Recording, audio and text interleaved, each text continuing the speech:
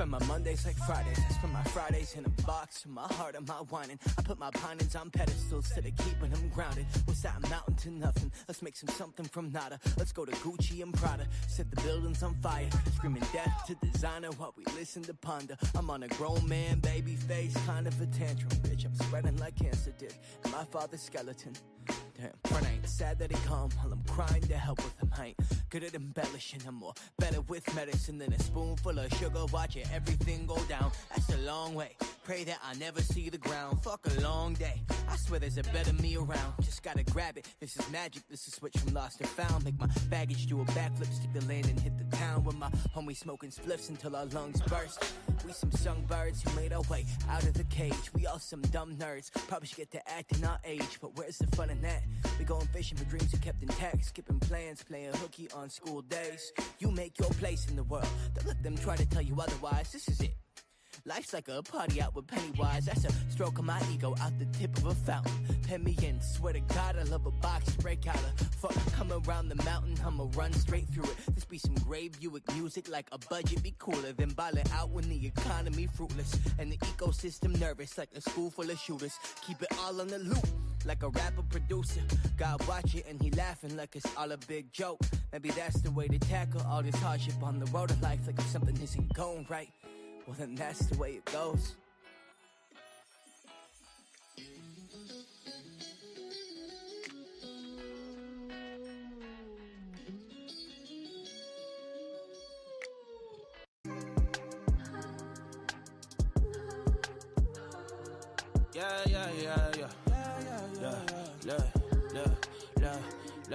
Never switch on the homies in the day ones. They didn't wanna open doors, so we made some. Take a bow on these haters like I'm Trey Young. That direct deposit hitting like a bass drum. Incoming, coming, coming, coming. Keep it incoming, coming, coming, coming. Keep it incoming. Never switch on the niggas that I came up with. No new friends with the same old clique. Couple old homies went and stabbed me in the back, but it's no love lost. I'll probably bless him with some stacks. That direct deposit lovely. Went from shaking Kool-Aid packets to popping bubbly. Went from asking women for hugs and now they hugging me. Ain't life lovely? Do it so good, make a hater wanna fuck with me. Never switch on the homies in the day ones. They didn't wanna open doors, so we made some. Take a bow on these haters like I'm Trey Young. That direct deposit hitting like a bass drum. Incoming, coming, coming, coming. Keep it incoming, coming, coming, coming. Keep it incoming. Gucci bucket hats and Louis Vuitton wallets. My hand been itching, I call it the Palm Pilot. Landed on some acres, I probably should start buying, but I keep spending money on jewelry and fine dining. God just blessed me with a rollie, I call it divine timing. Came up out the Honda, the Tessie is self-driving. Still in first class, I got goals to fly private. Sweden every winter, I'm racking up sky mileage. Never switch on the homies in the day ones. They didn't wanna open doors, so we made some. Take a bow on these haters like I'm Trey Young. That direct deposit hitting like a bass drum. Incoming, coming, coming, coming. Keep it incoming, coming, coming, coming. Keep it incoming.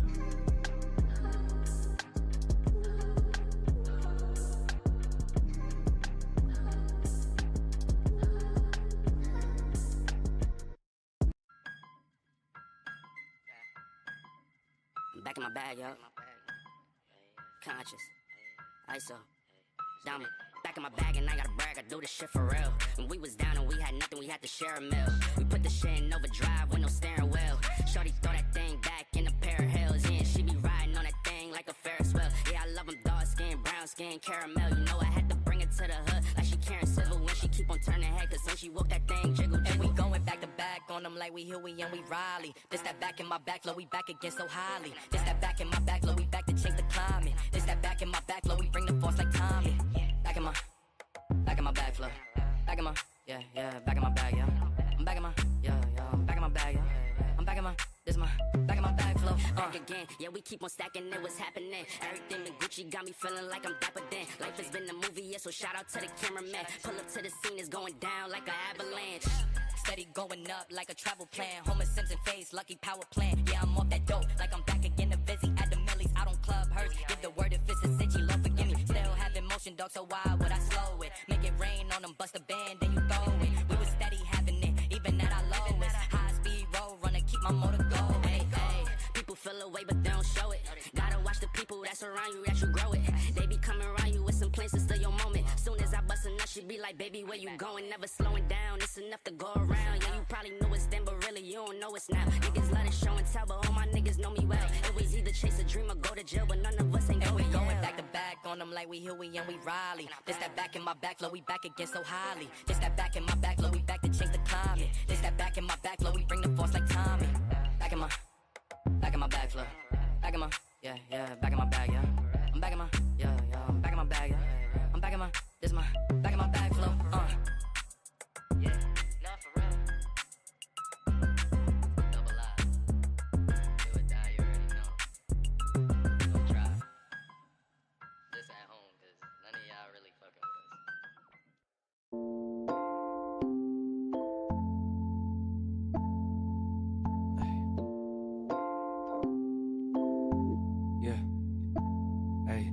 Don't go shooting all the dogs, cause one of them got fleas. Don't just listen to these songs and think that you got grease. They just lyrics, I be venting to this mic, it's therapy. You could leave, but the mother guys is whack, they not me. Godspeed, sweetie, living out my dreams. I don't need a genie. Pops did Madonna shows, music in my blood, it was destined for me.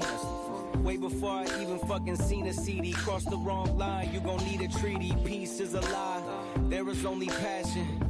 And through passion I get stronger. Long days working on getting better, but they only get longer. Getting there is half the battle, staying there is much harder. I've been flying out to islands so remote we must charter. Been a pro for 10 years, trying to go another 10. Going hard like Vince Carter. Leave something for my son and my daughter in case of my departure. You know that I'll always try to get it right. I'm working hard to leave a legacy behind. Yeah, you know that I'll always fight for what is mine. I'm working hard to leave a legacy behind. Yeah. Leave it for my little ones, my real ones. For people trying to feel some. For all the bridges burned along the way and how we still run and still swim. Even though we underwater, never hit the kill switch and overcome like everything we deal with. I still feel there's more for me to do until I call it quits. Everything I do is for the ones I love and miss. Take some time, water flowers till they grow and split. Then take the seeds, plant them back and you control the ship. Navigating through the eye of the storm. Live through the lows, got me higher informed. Soldier soul, now you got buyer's remorse. I stay composed when them bloodsuckers hit me with a tireless swarm. I've been down, but never finished. Been bound to higher limits. Walking past, I've been the thinnest. Almost lost myself within it. All the roads that end the quickest means you didn't take it farther. I gotta go harder in case of my departure. You know that I'll always try to get it right. I'm working hard to leave a legacy behind.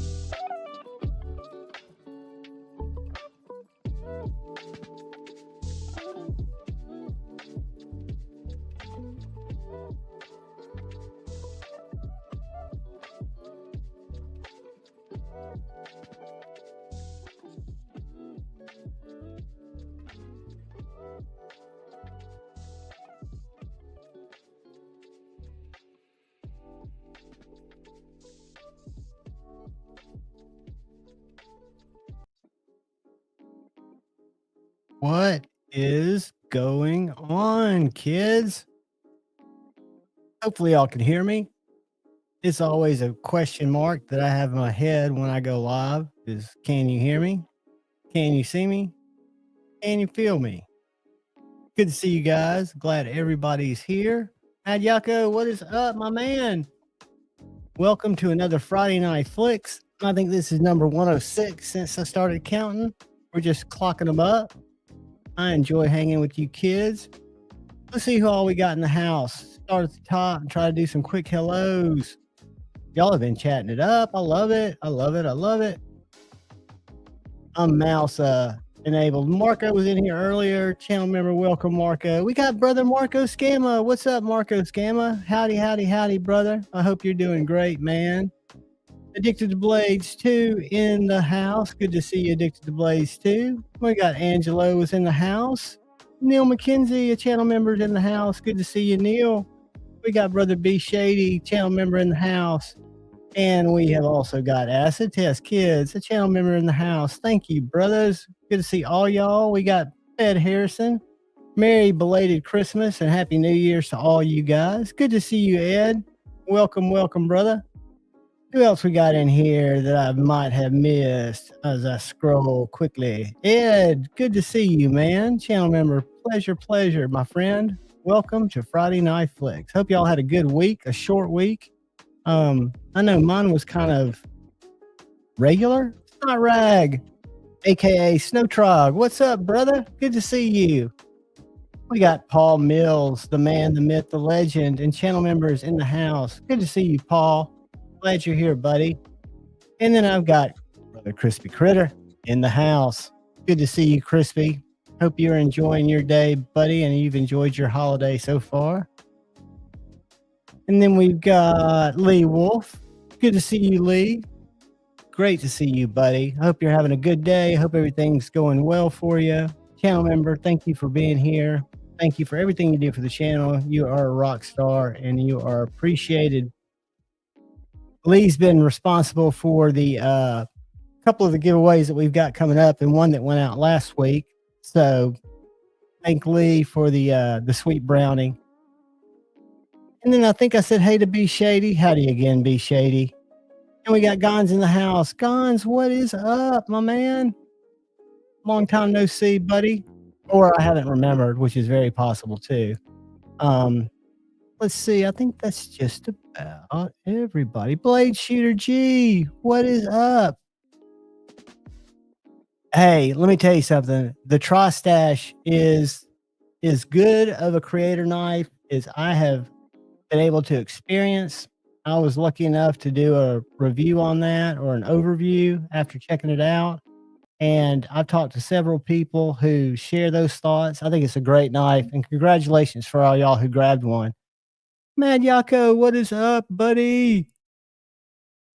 Brother Ant, what is happening, dude? Good to see you. We got Demonock in the house and a channel member. Welcome, Demonock. And Mad Yako is a channel member. I didn't call that out earlier. Thank you guys, all of you, for being channel members. And don't forget, if you're available tomorrow between 11 and 1, we will be running the channel members live, and always possible surprises pop up there.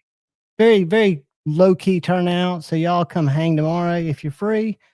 And then while we're talking about what is up, Tactical Terry, 1931 Leatherworks, what is happening? Check out my red, white, and blue hedgehog. But anyway, that's just a little poke, but a little poke of fun. But I hope you're enjoying it, Tactical Terry. But while we're talking about it, Tuesday nights, this past Tuesday night, since it was Christmas Eve, it was kind of low key, only a couple hours because I had some stuff to do afterwards to get ready for Christmas.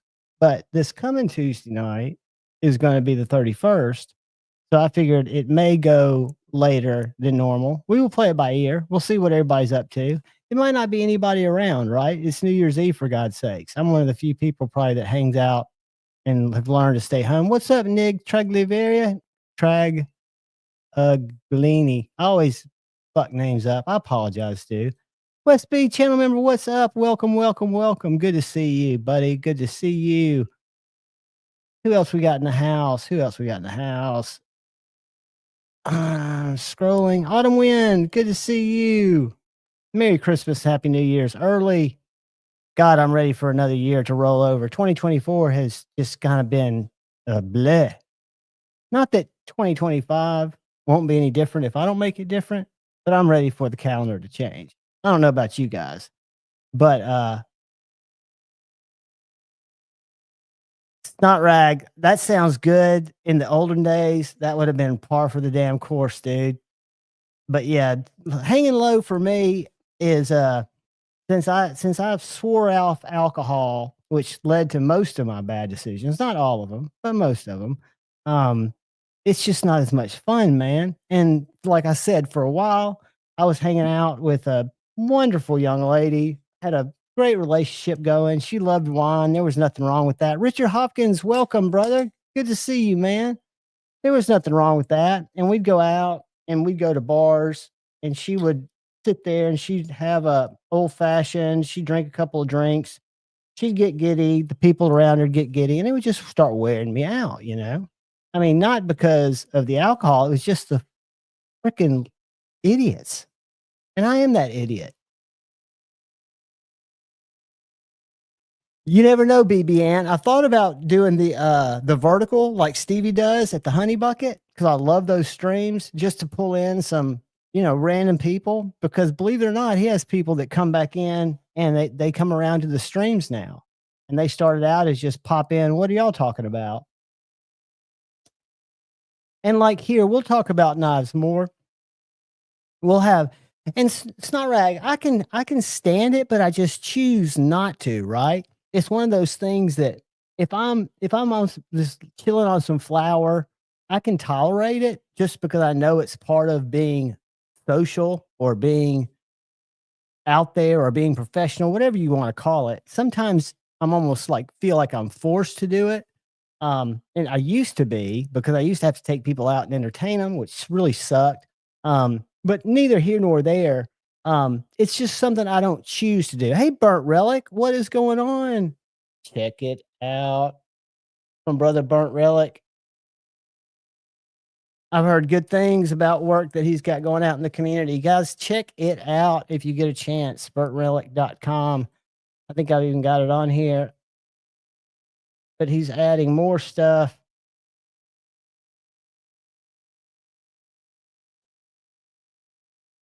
More stuff as it burns, and it's just beautiful stuff. Good stuff. Homer, what's up, brother? Homer Felitas, channel member. I missed you almost, man. Uh-oh.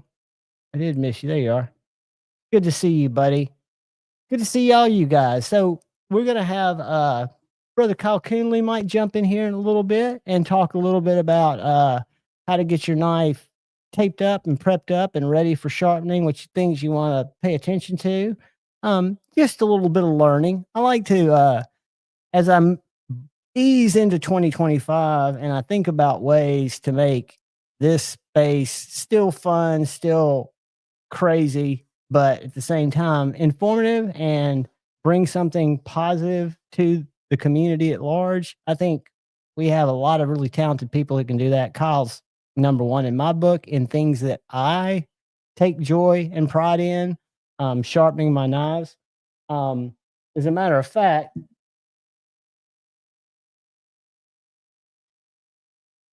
I didn't sharpen the top edge because it didn't need it, but I did sharpen the bottom edge of this Maximate Alpine, and it has turned out to be very slicey.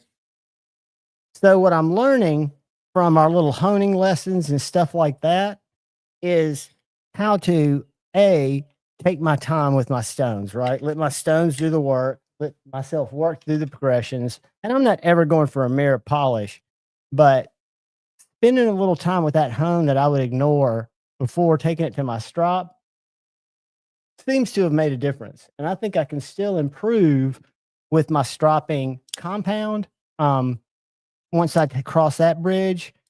But it's just a lot to me, a lot to learn and have fun with. Because at the same time, you're kind of forced, at least I am, to learn about the steel that I'm sharpening, which is kind of cool. Good to see you, Kyle Coonley. I want to show y'all a knife. I've had a couple of knives come in to check out. Thankful to Dave Warren at Tuya Knives. But this is a knife that is called the QAR, which stands for Queen's Anne Revenge. Let me show you something about this knife. It's a slip joint. Now, this one is what you would call plainy Janie, right? It's micarta, really nice micarta, titanium, really strong walking. And you've got this M390 kind of spear point blade, right? And if you look at the unboxing, I haven't reviewed it yet, but the tolerances are exceptional. The walk and talk is very strong. So this is, again, premium materials to you. I want to say this is on the website. Don't quote me. $220, something like that. Maybe on sale. And it comes with a slip. And in this slip, and yes, I'm sending these back to, but in this slip, you've got another variation, not necessarily my jam, but this is called crystalline titanium, which sounds like just a fancy name for a finish, but it's got a texture kind of on it. So it's got the same shield. They've got this in a lot of different colorways.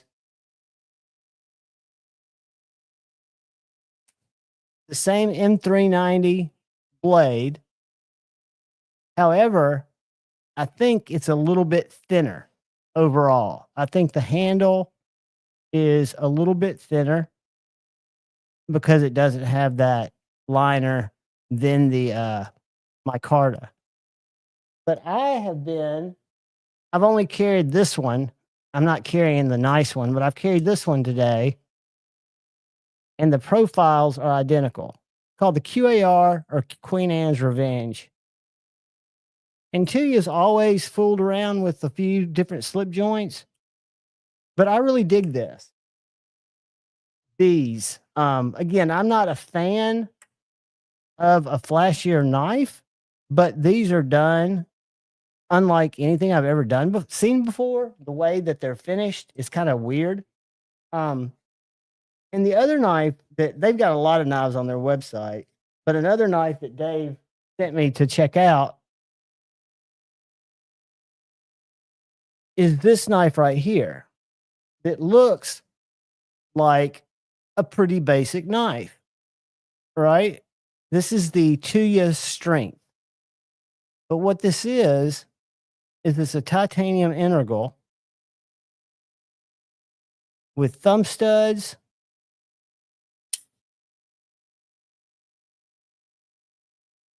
with the flipper tab, low profile, and with the front flipper. This is the DLC black. They've got it in a couple of different colors. but it is a very interesting spear pointy type knife that has very good action, perfectly centered, then an integral, right? So I don't want to take it apart, but the bearings seem fine. Reminded me of an Elementum until I started looking at it closer, open and whatnot, just the handle did. Mirsal, what's up? Yeah, and you could definitely do the thumb stud delete on it. As a matter of fact,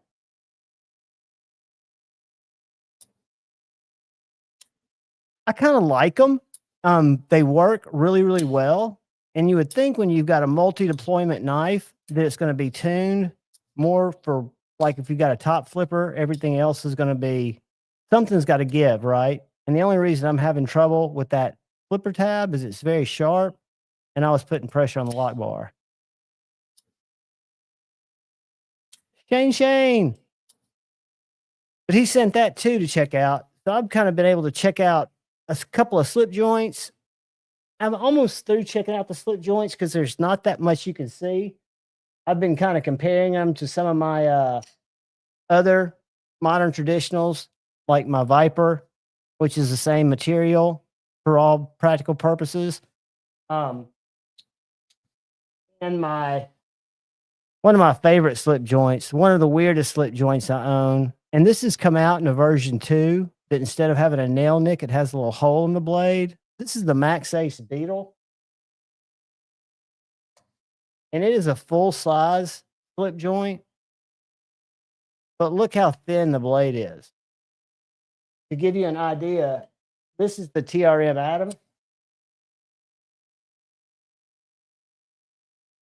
Look how much thinner the Max Ace is than the Atom.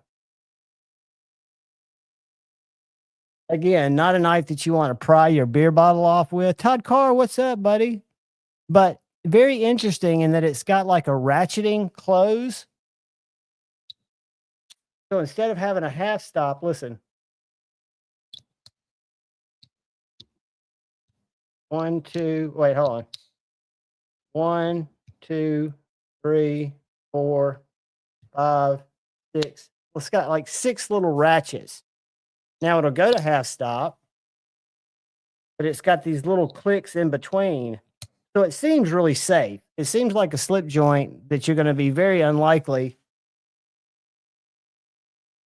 as I cut myself, to cut yourself with. But again, the blade, I don't even know if you need to put an edge on it because it's so thin.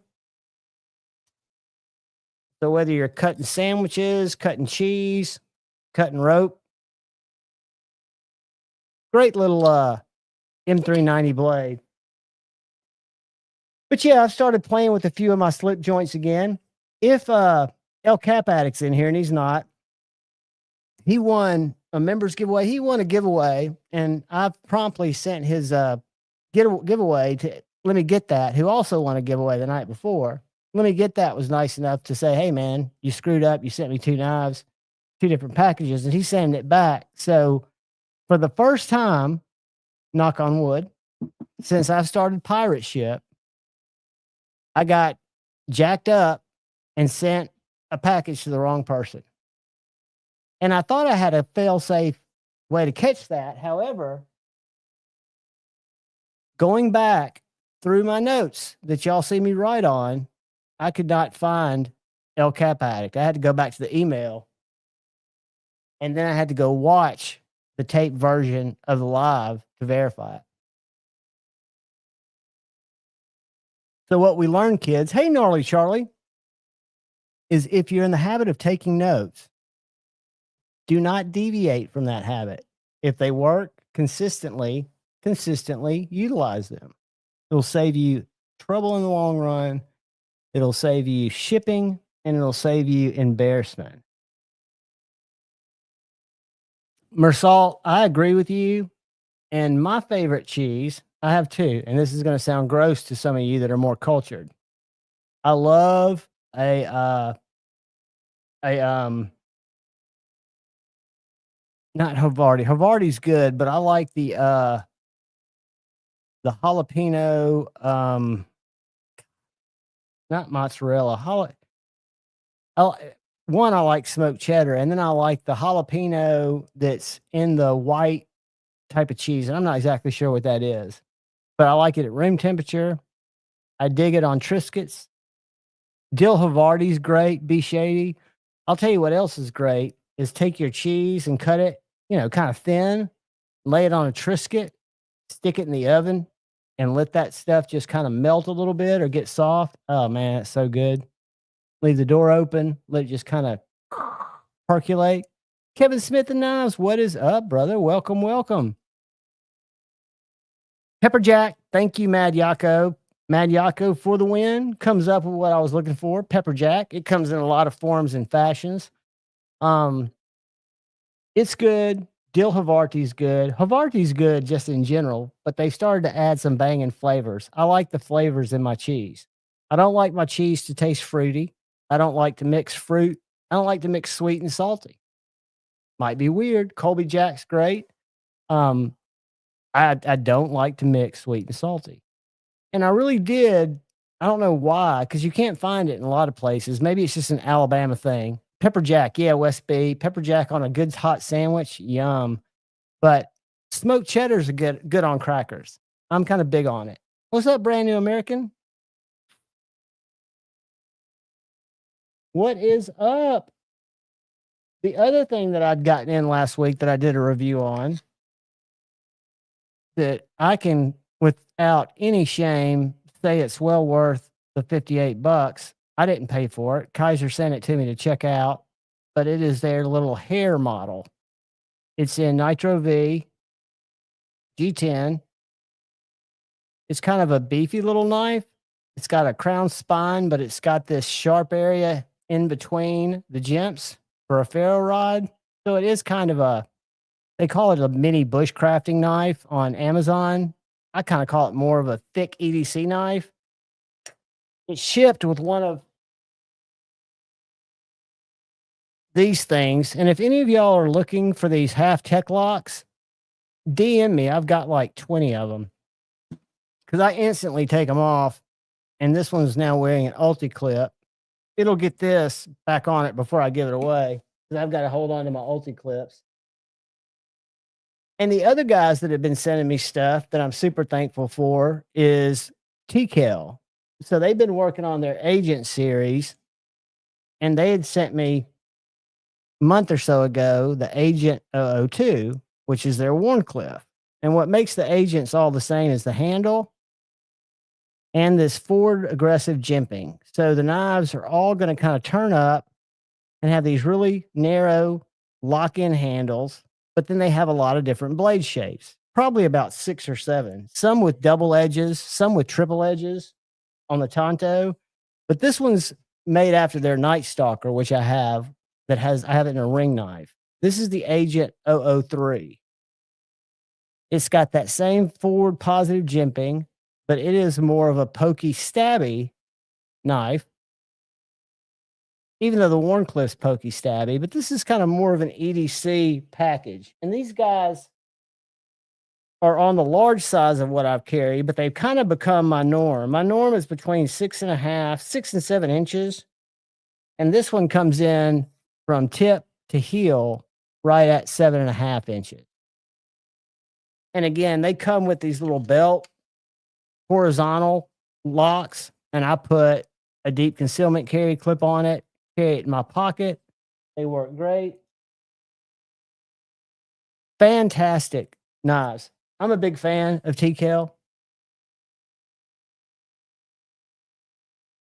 Night Stalker, the Night Stalker and the Night Stalker CG, I don't know who those were named after. Those are older names, so a long time ago. If you look at their names, if we go to their site, they're all pretty fighty named. But I know they had a problem when Jared was doing his knife. They didn't want to call it the name Jared wanted to call it because it referred to a type of crime, and they thought if anybody was caught using it, that it might be hard on them in court. But so they've got a lot of these knives. All of their knives are, I would say, combat, hard use fighters, but some of the ones that's Jared's knife.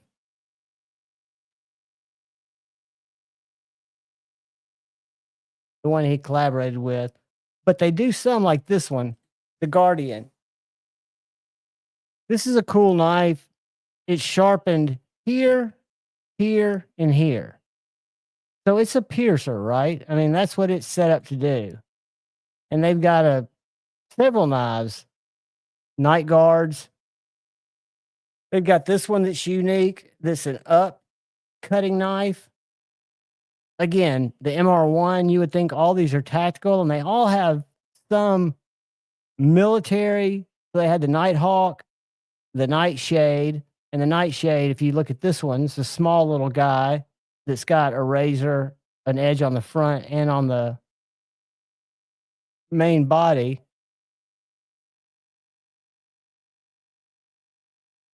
And the Night Stalker, I don't know what. Yeah, I got the Night Stalker CG, which is a combat grade. Trusted by the fiercest tier 1 operators around the globe. Yeah. I would think it has something to do with one of the operating units that they work for, because most of those are Brand New American. They've got a lot of different knives, and I don't know if y'all watch their live stream. I do. I creep in it because that's usually when I'm kind of going to sleep. Yeah, that's right, Todd. And the reason is Tim didn't think that the Felon would be a name that, heaven forbid, it was in a situation to where it was used, that name and those type of names in general for knives, he doesn't think are a good idea. And I don't know, that was something they kind of went back and forth on, but I think the FLN is a good name. Not my jam a knife because it's really just a one purpose knife. Even though these knives are tactical knives, they're great EDC knives. They open packages great. They break down cardboard great. So I can win with them. Brand New American, what'd you win, brother? Congratulations.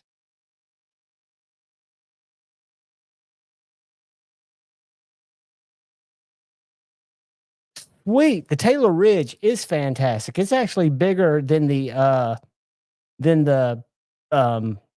Accomplice, the Outer Limitless. I sent the Outer Limitless and my Nighthawk to Marco, or to I'm going brain dead. To not Marco. Carco. The Carco to check out because he's going to keep one of them. We traded. He made this knife available to me. This is a Servant Knives. Used to be a custom maker, and this is the Mech Fighter in 3V with a weird acid treatment on the blade, but just a wicked, wicked knife. 1931, I've not really either. I did have the pleasure of getting to handle the K390 real thin one, and surprisingly, it felt really good. I don't want to confuse it with an Oz Roosevelt, but it was very minimalistic. But it was sweet. It was a nice little knife. Not necessarily my jam, and I'm not really buying anything right now, but I still think Tri-State's knife, love him or hate him, it's a great, great design. I thought it was a really fine design knife, and I've handled most creator knives, I would say. I haven't handled metal complexes yet. Don't think I will, unless, my buddy's got it ordered. So A to Z EDC. I don't know if you guys have watched any of his videos.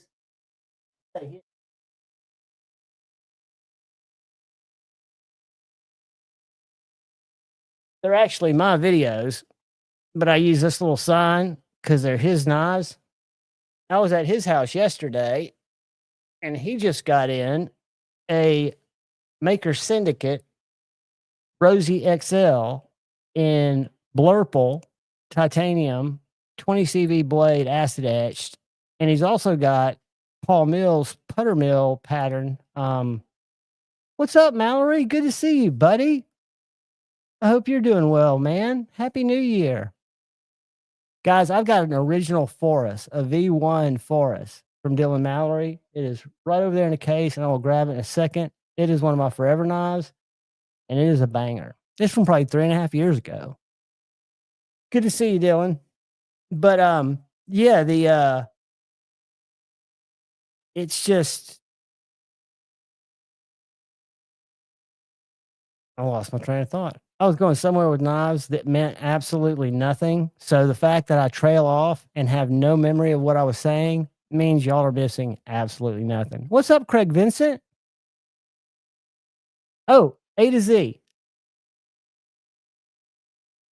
Oh, thank you, buddy. I appreciate it, B Shady. I got to check out A to Z's Gringo, which was really impressive. The Kung Wu.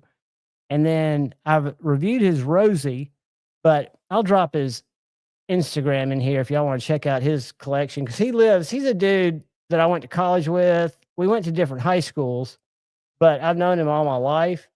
And I was into knives when lockdown first started, and he really wasn't. But he's one of those guys that likes to get competitive. We used to play online games together and stuff, like computer games, Team Fortress and shit like that.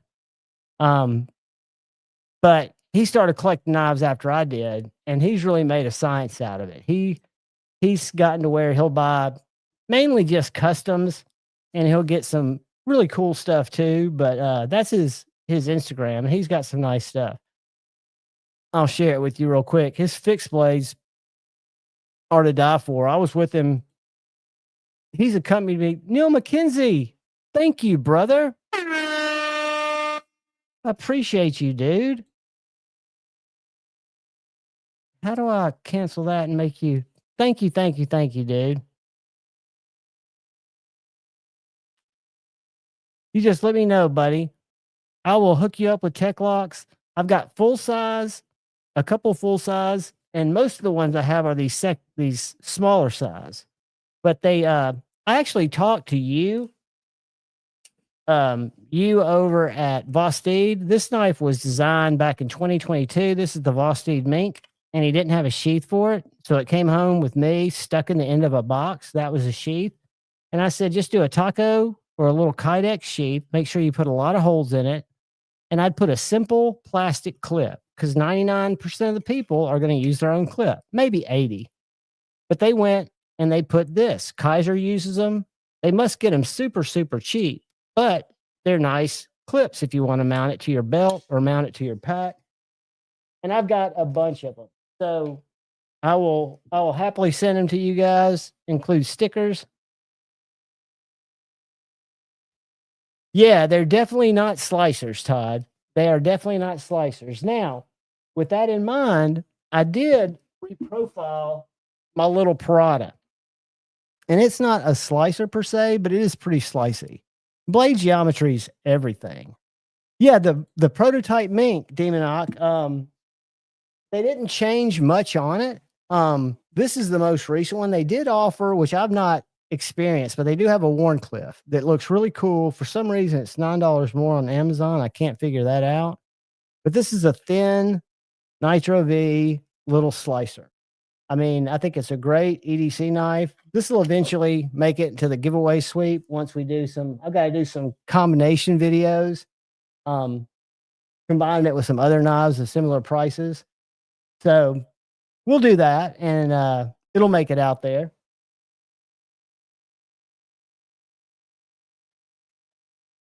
So I carried today, and then y'all can tell me what you carried if you want to. You don't have to. Oh, Demon Not Good, you won that one? Awesome, buddy. I know it sucks not having a sheath for it. I think I shipped it in a box, but they hadn't come out with one yet. But I bet you I can reach out to Vostede and I can get a sheath. Do you have a sheath for it yet? Just put a wire in there. I'll try to get you a Kydex sheath. But I carried this Tuya Strength, which I really think is a cool knife. Something I was not even aware of. Little integral. I carried my mirror too. I thought I've got 2 knives coming from White Mountain Knives, an Eddie and an Ally. I'm keeping one of them, a little fixed blade, but this is the mirror too. I love this little thin EDC knife. It has this pocket dropper. It's just a leather sheath with a magnet. So I simply just stick it in like that. I stick it in my back pocket. Actually, my clip magazine pocket, which is in these 511s, and then let it fall down. And then I think the slip joint I carry today, I actually used it. And I haven't been digging for my slip joints. I keep a flashlight in that pocket too, but the battery's charging behind me. I carried my little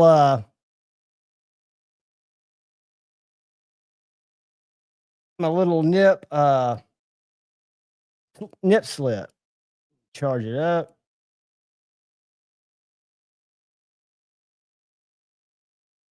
So you might be able to see a little of that glow carbon. But I've been letting a good many of my Devos go, but I love this little knife. I've still got 2 nips. Big fans of them. Big fan of the nip light. I've got 3 mashes. Any of y'all are mash crazy. I've got a 2.5,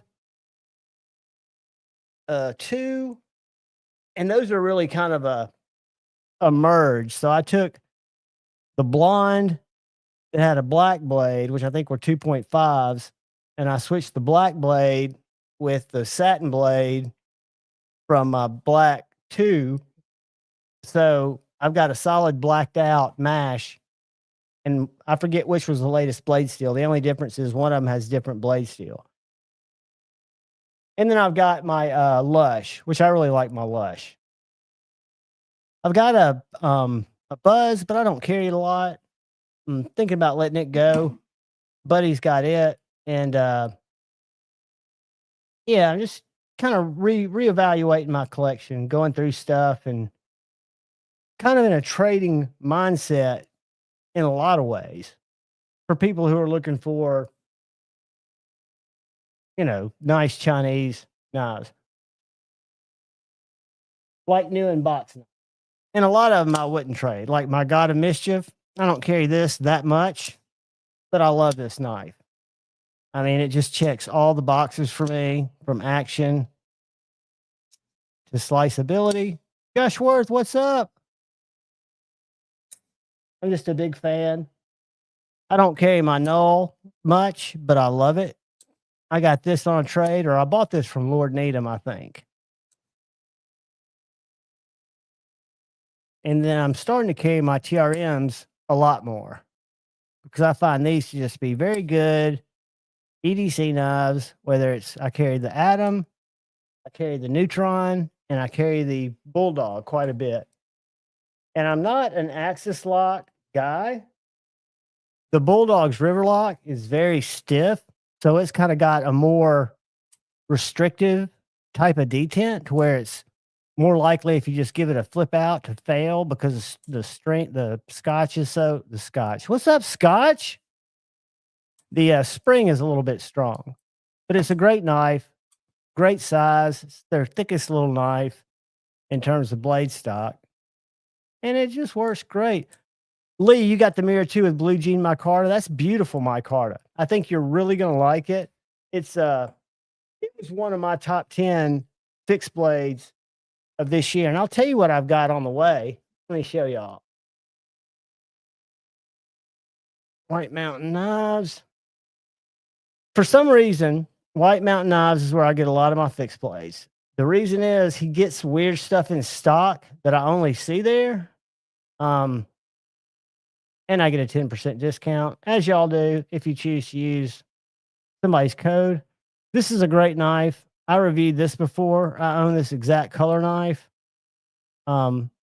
Really good. I gave it away. But the one I ordered, they've got some real steel fixed blades. They're kind of ugly. Little dagger. Oh, Anyway, the ones I got, I bought one, and he was nice enough to ship both because I'm going to do a review on them. And I've got to decide which one I keep, which one I send back, or do I buy both? So this is one of them right here. This is the Straight Line, which is an Italian maker. This is their Alley. It's a Warncliffe. I really like it. So I'm thinking it's about 6.5 inches. I'm thinking that may be the keeper. However, the other one's this one, the Ernie. And the Ernie's kind of sexy in its own right. You got a reverse Tanto, and you've got a Warncliffe. So which do y'all like better? The Warncliffe? Dylan, it is awesome. Y'all sit tight. I got to show y'all this knife because a lot of y'all might not be aware of it. Y'all might have just seen the newer ones.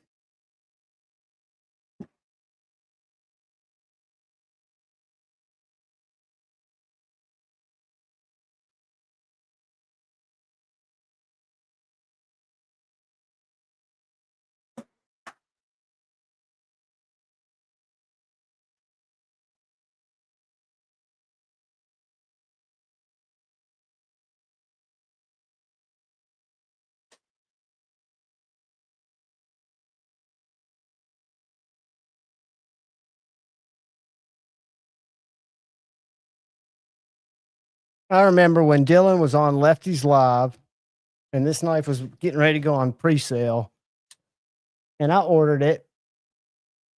One of my first pre-sales, but it is one that is not disappointed. It is an absolute thin S35VN. I've got skiffs in it. Super thin carbon fiber. Now he's done revisions of this that have kind of upped the quality, but this one for me is just perfect.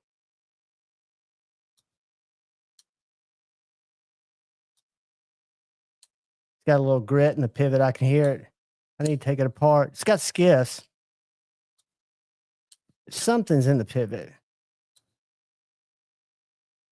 Fantastic.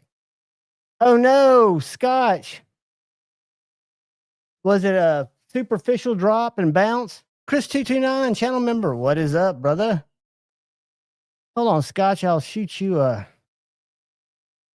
linky. I know, brother, Kyle might come in here, hopefully, and do a little. The Maroney's been a member for 17 months. Dude, thank you so much. Dude, pneumonia, that does suck. I'm glad you're on the thread. You're on the mend, dude. Dude, I've lost a really good friend to pneumonia, and it came up suddenly. It was during COVID, and it wasn't COVID, allegedly, and wasn't COVID related. I hope you're doing better, buddy. Hang in there. Prayers, positive vibes, and love coming your way. Copy this. And guys, y'all shout out if you want Kyle to come up here and give us knowledge on how to get our knives ready to be sharpened, or y'all just not sharpening your knives. You send them off to Kyle to sharpen them, which I can understand that too. Where's Scotch? There he is. Boom.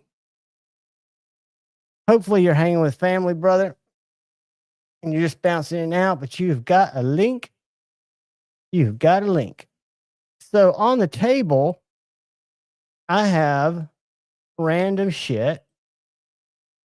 I have the Servant Knives Fighter, the Kaiser Hair, PKL Agents, the Boss Steed Mink, and then I've got 2 Axial Knives Alpines, which I love, which Tag sent me the DLC after he was on the show to check out, and they sent me this Warncliffe to check out because I'd asked to check it out, and I'm very thankful. I love this knife. One I'd had on my radar. I don't know why I've gotten into fixed blades more so than folders. It's kind of weird. I don't know. It's just I'll be honest with you. This knife, this Mirror 2 that I have in my back pocket that I don't even know is there. I just remember it's there. Dwayne Letterman, how are you? It's easy to go back and reach for it and cut into my Sheba or to cut into my Purina Pet Care 1 or cut into mail or cut into a package or break down Amazon boxes. But it's all choil, perfect thin, little slicey ass EDC knife that's so thin and just works so well. And I don't even have to look to put it back in its leather sheath because the leather sheath's so beefy, it just goes into it. That's one of the things that drew me to the straight line knives, which I know are Viper knives because they're made in Italy and they look very similar. Same materials. But one of the things that drew me to this knife are the pocket dropper sheaths. It's kind of the same deal. It's got a leather backer here where you drop this in your pocket. But I don't know whether to keep the reverse Tanto, keep the Warncliffe, which I really don't have a Warncliffe that's not curved. Probably lean towards the Warncliffe or bite the bullet. And what's 185 minus 18? I don't need to buy two.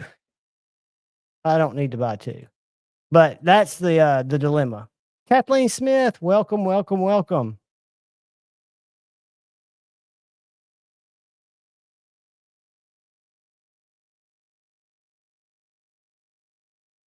I haven't seen him. You're probably joking. I probably missed something.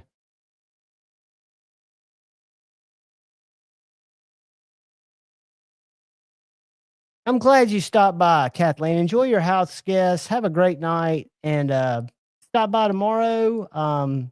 If you're available from 11, we'll have a members live. They'll be live again New Year's Eve. Because I ain't got no life. I'm not putting myself out there. At this stage of the game. It's just not my jam. There is nowhere that's driving me. I used to go see the Widespread Panic, the Grateful Dead. I used to have great New Year's Eves. They were epic.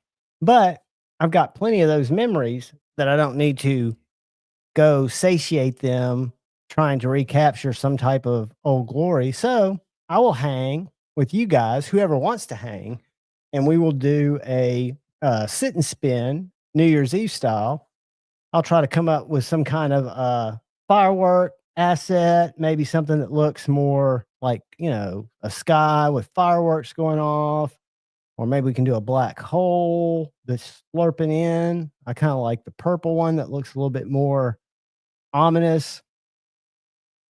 Or we can go, just with like a New York skyline, live skyline. There's all kinds of things we can do. We'll try to keep it gimmickless, but we'll try to make it fun. That's true. Pogs and artwork. The artwork is, all jokes aside, I was never a comic book fan until Kiss Meets the Phantom came out. You can roast me, I know. But I do appreciate comic book art. My brother was very artistic and drew a lot from comic books. He was just the opposite. He was 5 years younger than me. And I do appreciate the artwork and the pogs that they do. Ed, give me 2 seconds. I will pull a link. I will shoot it to your Instagram. The only way I can shoot it through her. Give me 2 seconds, brother.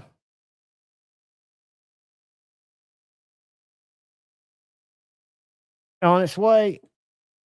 But yeah, so I love Kiss, Mallory. They were my whole gig when I was a kid. I mean, I was Gene Simmons' from the age 8 till the age probably 13 for Halloween. I mean, the first album I got, my cousin who was 2 years older than me got it first, was Kiss Destroyer. I remember the vinyl. The album covers burned into my mind. Detroit Rock City I thought was the shit. Didn't care for Beth, but it was on there. And then I got Rock and Roll Over, and then I found the Kiss Originals, which was that 3-record set that had Kiss Kiss, Hotter Than Hell, and Dressed to Kill. Then was it Love Gun? Because I think Love Gun was my last album. My last album was not Psycho Circus. It was They Were Never Unmasked when I watched it. Yeah, and Demonic. In hindsight, the band sucks. But in all fairness, Little Kiss, even though they don't play their instruments all the way, rock. Okay? So if we didn't have Kiss, we wouldn't have Mini Kiss. If we didn't have Mini Kiss, we wouldn't have this shit. And if we didn't have this shit, we would be missing out. You wanted the best. You got the best. The hottest, littlest band in the world. Mini Kiss.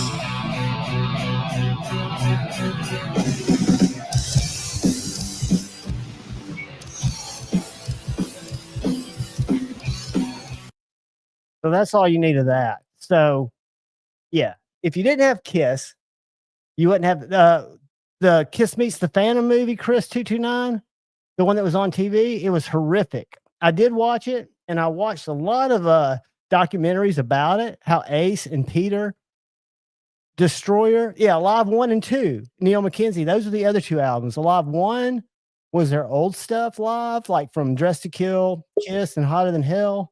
And then their other stuff was Kyle Coonley. I might have added you prematurely. Are you ready, brother? I'm good, man. All right. I just removed something else from stage. We were talking about Little Kiss and Kiss albums. We will quit that talk now. Yeah, How's my audio? Was way after.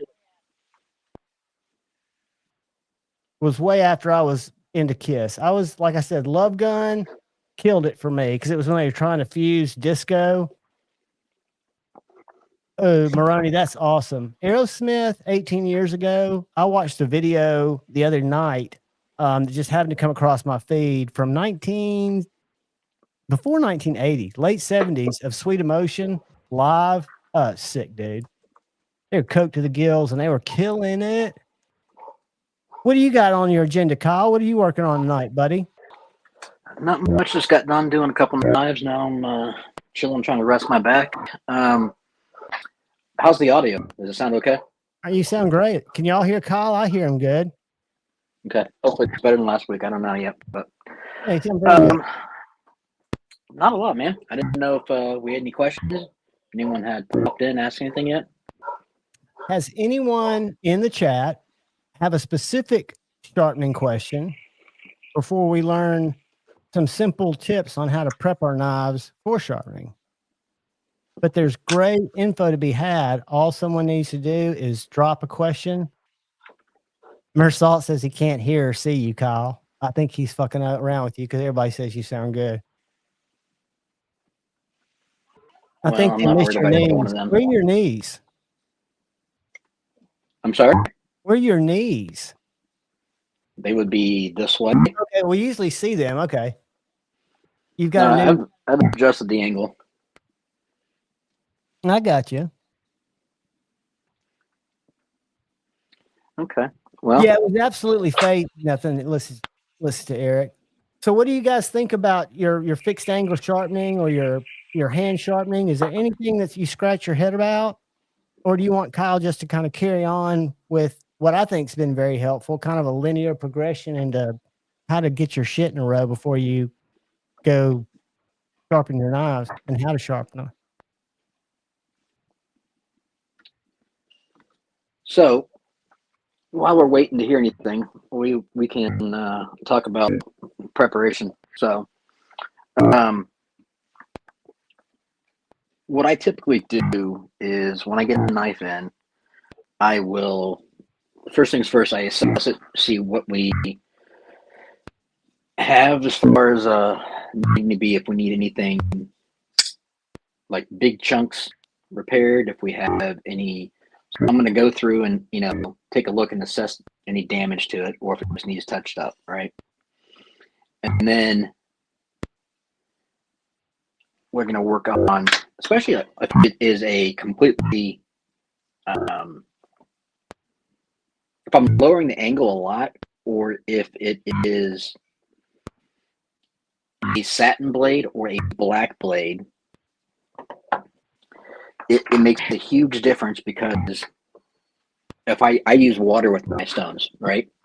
And you'll slurry it and ruin your blade like I did my Evo. Correct. So you will actually get what I call slurry. So let me see if I got one here I was just working with. So you can see that is actually metal mixed in with the water solution I use. So it is swarf is what they call it, and that will actually eat into your finish. Create little scratches, micro scratches on your knife if you're not careful, right? So what I typically do is, if it's a knife like that, I'm going to use this kind of tape. Okay, it's called Kapton tape. Kapton. It's very sticky, it's very thin, and it's very strong. So, and it doesn't leave a nasty residue. Okay. So, what I'm going to do, and I got a couple of sizes. I've got a thick one for covering most of the blades. I got a thin one for choil areas. So let's go through one and show how I would do a basic setup. So first thing I'm going to do is I'm going to take the thin one and I'm going to tape off the choil area. Hey, Ron. Swarf. SWARF. BNA. And I can show you the result of using a wet diamond stone on a black stone-washed Evo. I mean, to me, it's a user, so it doesn't just crush me. But for a lot of people, it would have been a major F up.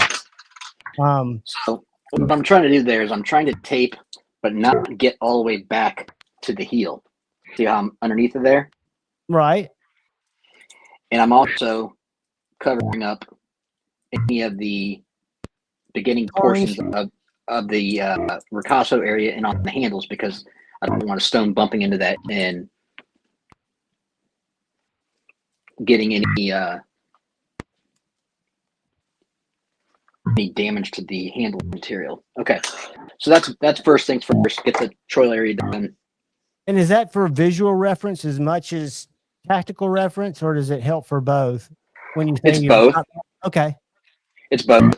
It's one, so that way, if I am actually taking a stone, or if I'm going this direction, or if I'm hand sharpening, or if I'm on a system, I'm going this way, I know that I can go all the way to the end, and that's not going to hurt any of this area back here. So I don't have to worry about trying to stop at a certain specific point and not push any stuff back there, not damage or make a smile.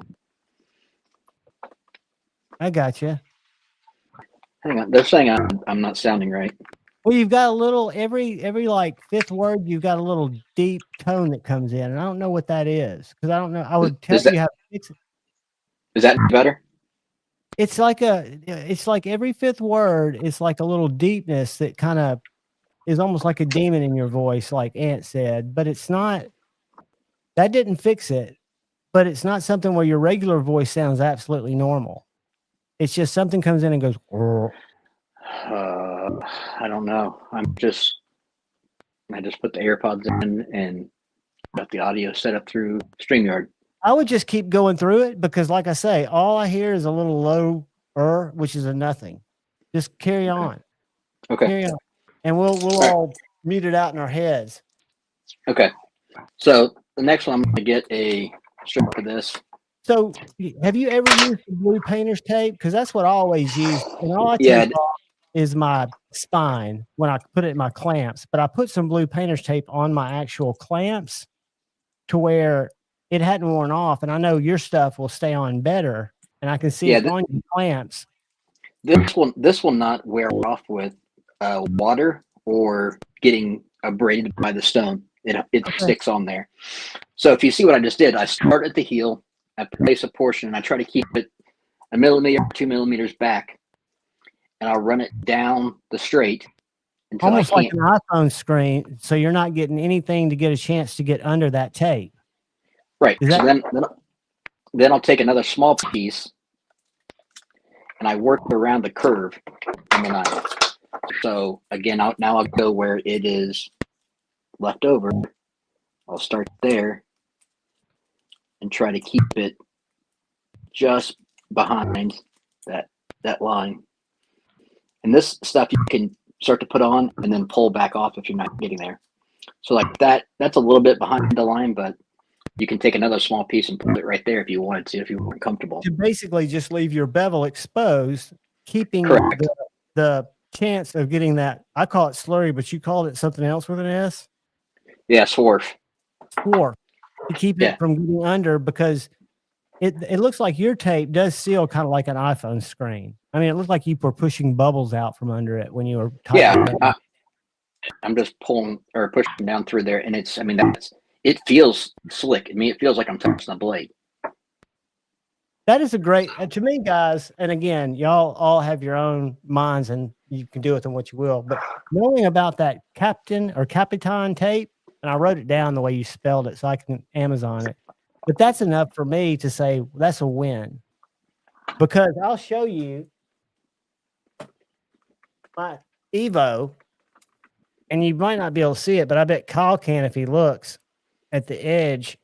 He can see where my, what'd you call it, swarf?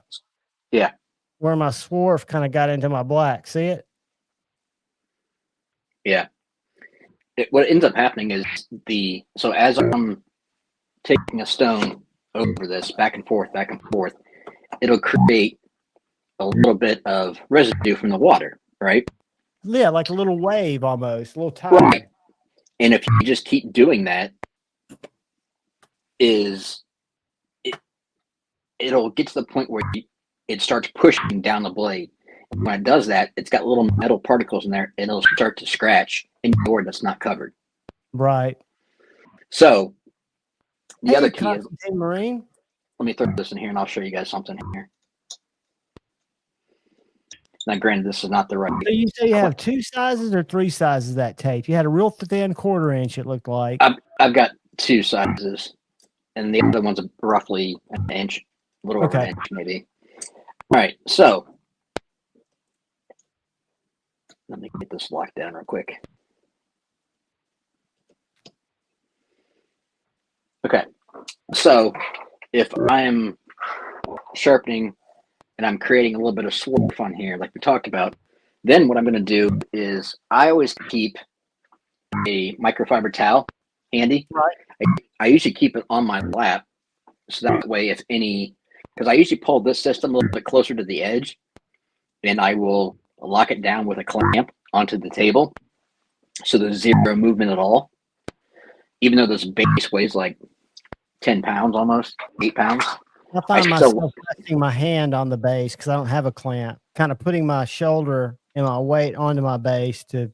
I just use an F clamp it to the table, and I have zero issues. So I put this in my lap, so if any water comes off of the stone holder as I'm sharpening, it just goes here instead of going over the floor. Well, about every, I don't know, once I start to see a little bit of buildup as far as metal residue, I'll take a corner of the microfiber, and instead of just like trying to wipe it like this, take it with like a finger here, and you pull it towards you this way, very, very lightly. So as to not scratch it and just to get it off of the blade.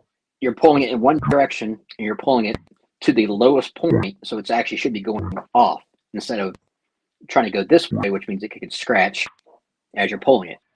If you pull away from the blade, there's less chance because it's going to the lowest point. Very good insight. So, and the microfiber tends to pick up the water and metal shards much easier than like a paper towel would.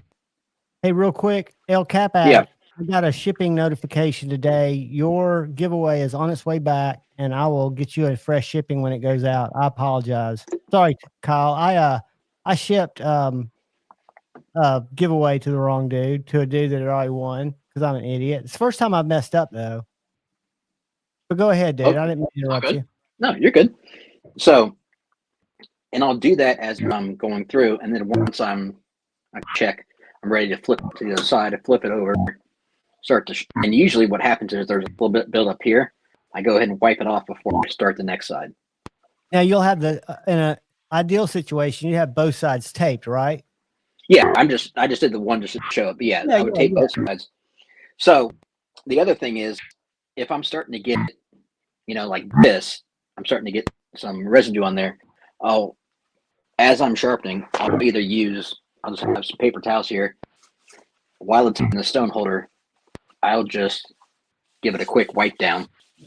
So that way I'm not transferring that back onto the knife and have a chance of scratching anymore. So now as you see that, I mean, that didn't look like much on there, but how much? That was a lot. Think how much that would have been on your blade. Yeah, that is quite a bit. And there's still more as I'm pushing. There's still more coming. There was a question earlier, and you probably answered it because I would think you would use the same tape, and it was just how would you tape your knife? And I don't think it was to keep it from doing that, but just like when I used to tape mine, I taped the spine, and then I learned to tape my clamps, and I still tape the spine. But if you were just going to put a knife in a clamp that didn't need extra tape down, or would you never put a knife in with just that taping? Would you always tape it down to be safe? It depends on what it is, honestly. There are scenarios where I don't need to because of I'm keeping the factory edge and it's steep, so I'm not having a lot of chance of material going this way. Or if it is just like a stonewash blade or a blade that I'm not afraid that if something happens, I can't touch up. I should have clarified, Ant. I mean, in shipping, the first time I've shipped the wrong place, I've messed up a bunch. But I'm also very cautious as I'm going.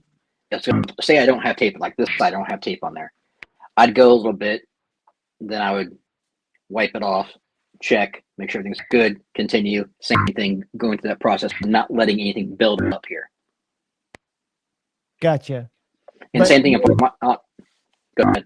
I was just going to say, you would always have tape either on your clamps or on your spine of your knife, even if you were doing a factory edge that didn't require additional taping, or would you just let it go metal to metal? No, I have all of my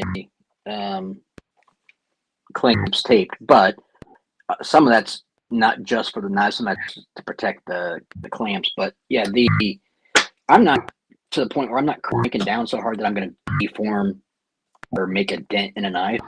I just want it to be to the point where I'm pushing it back and forth. It's not going to let it go. How much of a hack would you think somebody was that sharpened the corners off their aluminum clamps? None at all, because at some point you can't get the angles there. I mean, if you can see there very closely, there's a little bit off of the nose. I got a little of mine. I didn't know I was doing it, but it's made it work better since. I'm sorry if my audio sucks, guys. I don't know what's going on. Is that any better at all? Yeah, like I say, it's got a little weird feedback, but it's I don't know if you have it. You might have fixed it. Hello? I don't hear it now. Okay. I don't understand what's going on, guys. I'm sorry. But yeah, again, it's not obtrusive. It's just kind of like a little like Paul Mice says, it doesn't suck, it's just terrifying. Because like your fifth word sounds like it's let me get something that accurately represents it. Where is my I think I took out my demon voice. I had a demon voice that would have kind of given you but no, I only have my cold voice. This is the only thing I have on the microphone. Sorry. I'll use my cold voice for a while.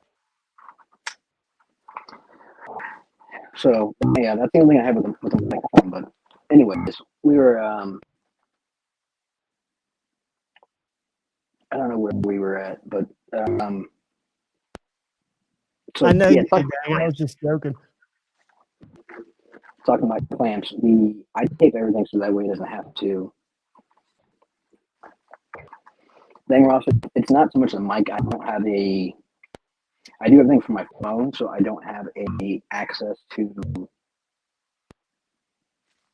be able to use headphones and a mic at the same time. That's why I'm just using AirPods.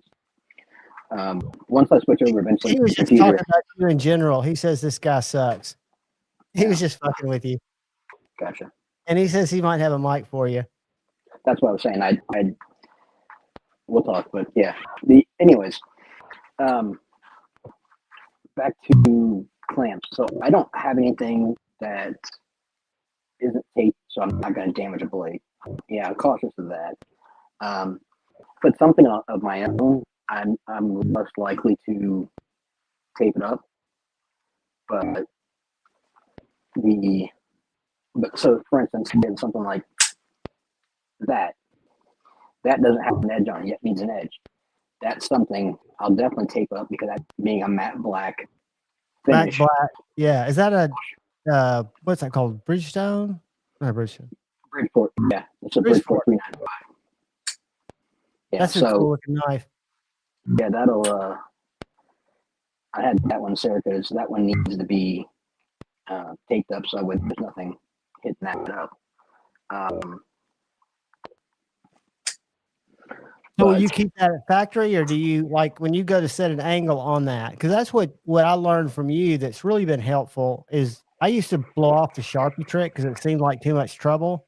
But using my highest grit or my smoothest stone, which I never really use for anything else, it is great for taking Sharpie off. And then with my loop, I can see, well, you know, if I keep it at this angle, I'm going to lower the angle a little bit, but it's not enough to make me adjust it, right? Right. Or I can see that it needs to be adjusted. I think that's been something that, you know, I always overlooked, and I always overlooked Jared's thumb trick on the freehand stones because I never wanted to freehand sharpen. I never had a bench stone that I could sit on a bench. You know, mine was a work sharp. So tricks like the Sharpie trick for me have proven invaluable because I used to want to profile everything to 17 degrees because I thought that was the thing to do. I didn't know any better. And now when I look, I was like, starting out. Yeah, I just want they want sharps. They think that the only way to get it sharp is to drop it lower. Yes, the lower the angle, you can get it sharper, but you're also losing toughness. So yeah, depending upon the steel, depending upon the steel and depending upon the geometry, that's not the right answer. So, like, okay, for instance, let me pull this up. This is Jeff's dagger. That is a pretty decent. Let me make you bigger. Hold on a sec. I'm gonna make you can keep showing it. I'm just gonna make you full size. Go ahead. Okay. That's a decent sized bevel. It's not huge, but it's decent size. But being a dagger and a chisel dagger at that, it's only 26 degrees and it's that thick. To get that much bevel on it. Correct. And that's also based on the geometry. So yeah, because it's high in the center, right? And it comes down pretty drastically. If you laid it flat on a table, it'd look like a pyramid. And a dagger is not meant to slice this way, it's meant to pierce. Correct. So as you look at that being 26 or something like well, this is a factory angle, so this is probably 22, 23. You see how small that is? Oh yeah, and that's a Brian Brown. Yeah, but it's also a hologram. It's very thin behind the edge, and it's designed to be a slicer. So it depends on the geometry and depends on the knife what your angle is going to be. Dumb question. Did you start with the Sharpie on that one to determine that? Which one? Your the Brian Brown you just showed. Or no, I I haven't messed with it yet. It's factory. I haven't touched it yet. But when you say factory, to try to match that, will you use a Sharpie to do that, or do you have another method of determining what factory? If it is, depending upon the company, I'll kind of have an idea. Most of them are 20 to 25. We can kind of eyeball it some. If I want to be exact, I will use a Sharpie and dial it in. If I don't, what I'll do is I'll start a little high.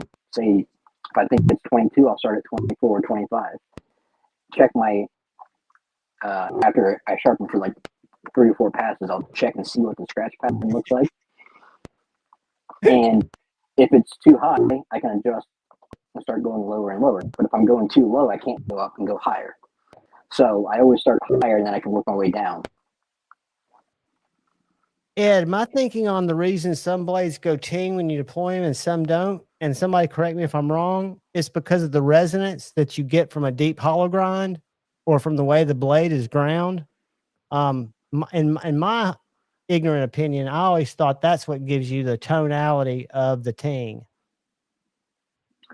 There's a lot of different factors there. I mean, I would, okay, for instance, say like Scott Stills at Edgy Blades Works. He's actually working on trying to, I don't know if he's trying to patent it or if he's trying to, what he's doing with his knives, but he's actually almost using like a tuning fork method of stock removal inside of the handle to create that noise. Ah, so you're getting your resonance. I'm thinking like a guitar, right? Or like an instrument. So that would be the same thing if you're changing the resonance from the materials removing in the handle, right? Yeah. You're giving it more of an echo chamber, so to speak, or a Edgy had the patent pending. I love it. Yeah, that's what I thought, but I wasn't sure if it was patent, if he actually had filed or not. I thought he had, but yeah. So going back to bevels, picking the right bevel for the knife is more important. So like on that Brian Brown, I would start high and start to lower it down till I match that point, or to where I'm comfortable with it, where I think it looks right. If it is something that, let me see if I've got something else. And that's the other thing too, people don't realize. So like on your Mini A100, right? That's a chisel grind. So right. That is always much steeper than you think it is because it's only sharpened on one side. But isn't there something funky about that chisel where it's got an angle too? It's not a flat chisel? No, it's just asymmetrical. So what, and on yours, what ended up happening is you started at one angle, you weren't happy with it, getting comfortable with it, so you switched angles. So then it started getting waves in the bevel, so it started looking different. So I had to go in, and what I did is I flattened that bevel to the lowest point, because if I were just to go higher like this, it would still show your old bevel at the very top. Gotcha. So I had to lower it to the lowest point that you had and flatten that bevel out. So this bevel is going to look big, but this is still only 21 degrees. Oh, dude, I'm like I say, that to you was wet clay when it came to you. It was worthless to me. But that is 21 degrees, and that bevel looks huge, but it's because there's nothing there on the backside. But it's probably cut shit. It'll probably cut cardboard or cut a package open where before it wouldn't. Well,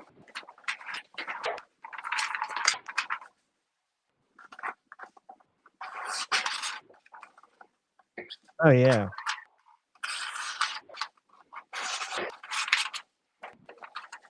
Very, very spicy.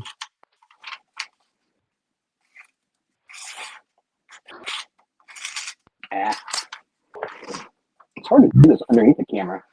It is. I can't cut anything under a camera. I'll hit my choil or hit my hand. Dude, that's hair shape. Curly. Yeah, yeah. Are you a fan of chisels in general? I wonder why Emerson's so partial to them. Is it because they're easy to fix in the field? Because somebody made a comment about a pull-through sharpener earlier, kind of being sarcastic, but they even probably have their place in the field, right? Or not? No, they do not. A pull-through, all that's doing is it's not realigning the edge. it's actually smashing steel, and it's worse for the knife long term. Gotcha. Yep. So even on something like a Mora or something, if you were just out in a stormy, naked and afraid environment, you would rather find something more consistent. Mm-hmm. That's good Absolutely. to know. I've never used one. It was funny how many knife companies give them away as freebies. And that's the thing. So like those guys are saying, I use a car window or I use a bottom of a coffee mug. That's the same premise of honing. You're using that being ceramic on a coffee mug or tempered glass on a window. You're using that to hone. It's not necessarily technically sharpening. I mean, you can bring an edge back, but you're not going to take massive chips out of an edge with that. It's not hard enough to do that. Right, But right. For maintenance, it's a great thing. yeah, I mean, Maddie, go away. The point of honing is what you're doing in the field. If you get to the point where you've gone past the point of honing in the field, then you wait too long to maintain it. So that's on you at that point. Yeah, I know in the like I worked at a woodworking shop for a lot of years, and I know they pride themselves on their chisels. And I think a chisel can be in EDC world if you know what you're doing. I think there's some, there's something to be said for something. What's up, Maddie? We've got Maddie live in 2 hours and 15 minutes. Was it good, Yeah. Maddie?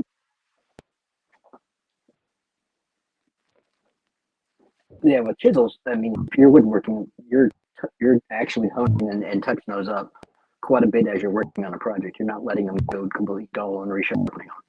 Oh yeah, I think he's passed away now, but I think of our master joinery guy, the guy who would make all the dovetail joints and stuff, how often he would strop his Yep. chisels and how much he would, thinking back on it, how much he would take care of the tools that went in his routers, I guess you'd call them, his access routers, how he'd work on those.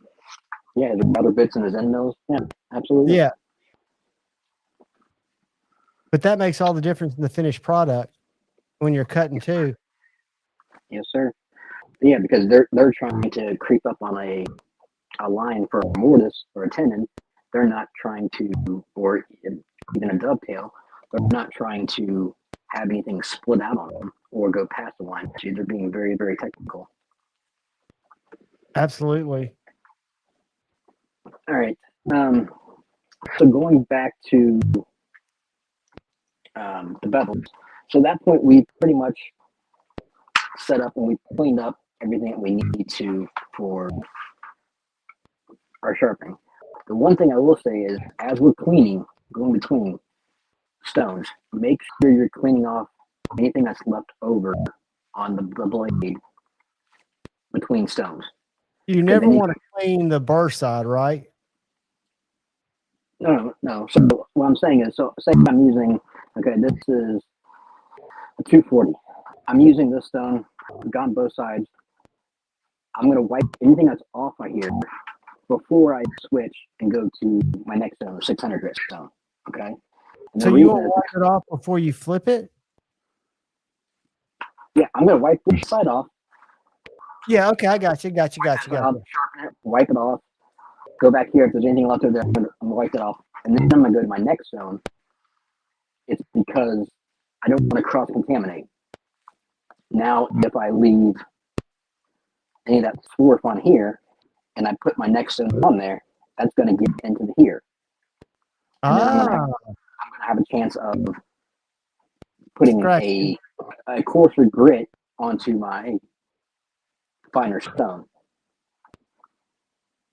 That's again, guys, what did we learn today? That's something else that I would have not thought about, that if you don't get that final cleaning before you switch stones, you might pick up some of that wedge or whatever you fucking call it, slush or metal filings, and change the grit in your same thing with when you're stropping. If you're using multiple straps, you never cross contaminate. So you wipe it off before you switch to the next one. Yeah, swarf. You're right, El Cap Addict. That's correct. Like a wharf with Smurfs in it. Yeah, That's what it's gives it the grossly color. residue with the metal particles. So like my choice substance that I use for my stones is a mix of 50% water, 25% soap, and 25% baby oil. And that's been using that prior to the whole Diddy shit, so don't go there. But what that does is it creates Paul, I only use one drop too. It creates a very good lubricity, and it's easy to wipe that swarf off of my stones as well too. So that way they're not getting loaded nearly as long.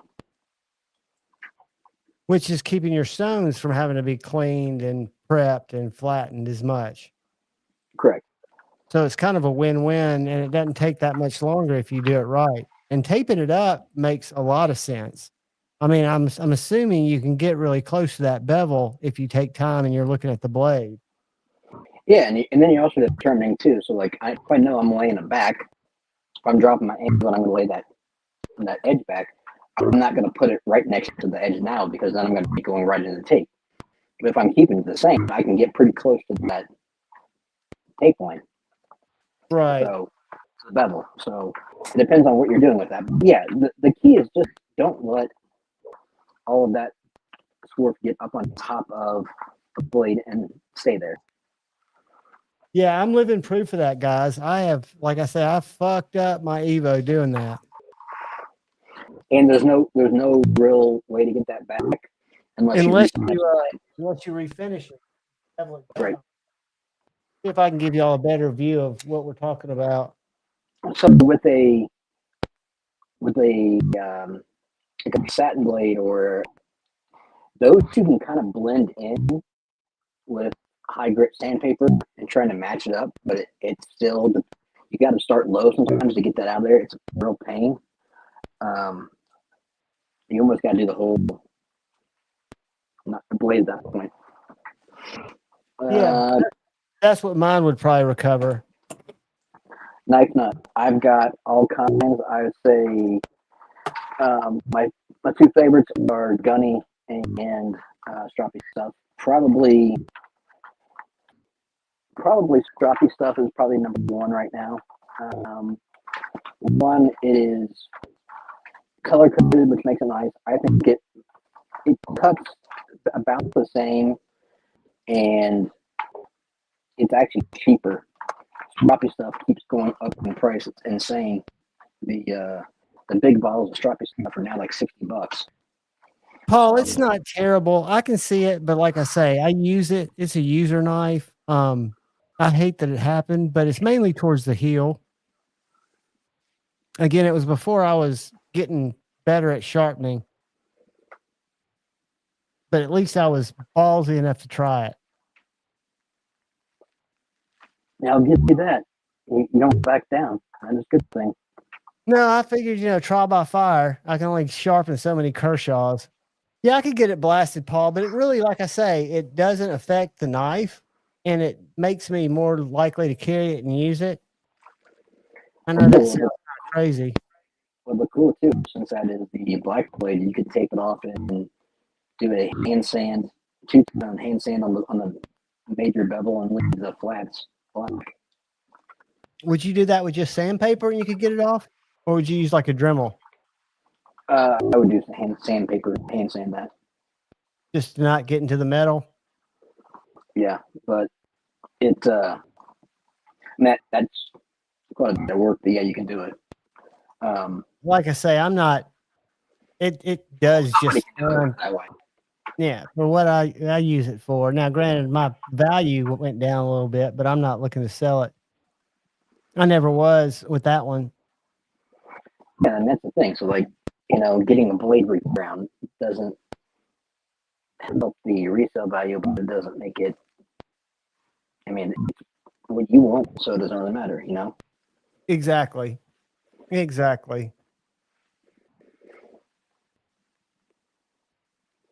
Paul, when you say blast them, are you talking about putting them in medium, or are you talking about like blasting them with an air in a medium? Talking about the blast cabinet using a medium, whether it be zipper blast or whatever type of media you want to use, glass blast, crush. What's up, brother? Not much else going on. You're quiet. Am I too quiet? I can hear you now. No, I hear you well. I figured it left the same as it was the last time I was. How was your Christmas, dude? It was okay. Not bad. You know, a lot of driving around and shit beforehand. So it was an exhausting week this week. Mine was very low key. I hung out with Mom and Cooper, and you'll be glad to know he is able to be petted and loved on, and he only draws blood every 15 minutes. Right on. I was getting sitting there. Your kittens might do it too. You can just be sitting there not paying attention. The next thing you know, he just throws his whole body on your hand and grabs you with all 4 feet. And then you can't pull your hand out because it's kind of like in a bear trap. You know, he's not doing much with it except just holding you, but you're like, oh fuck. Just so you guys know, I'm still not able to highlight your comments. I'm still in Javon's timed out me for, I think it's been a while. So I was going to highlight. I need to tell you back in. Who are you going to highlight? That one I was going to highlight Ant's comment because it was fucking hilarious. And so here's the thing. I sharpen a lot of knives before I even use them. So that's kind of depends on how you look at it. Not only that, but I want to get to the point where I trust the edge and the metal. So. Is that highlighter on there? No, this is tape. And tell Pocket Metal what kind of tape that is, because I'm going to get some. It's called Captain Tape. I always use the blue painter's tape, and this stuff is almost like iPhone film when you put it on. So this is used on electronics. I mean, it's like for inside of computers and stuff. That's what it's high stuff tape used for screen printing, but that shit was red. Blocks out light, but I don't think that would work the same. And I doubt he'll sharpen one he intends to sell. But I don't think Kyle buys a lot to sell.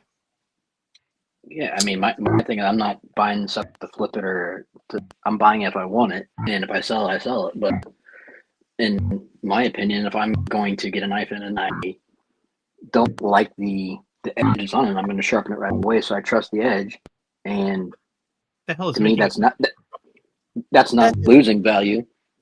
That's Kyle's demon voice. It only comes in every 6th or 7th word. Sorry, we tried to fix it. He's on his headphones, but just curious.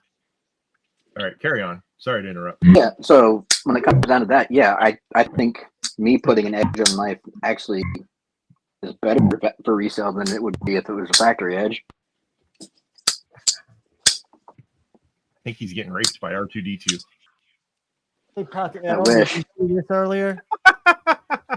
What is that?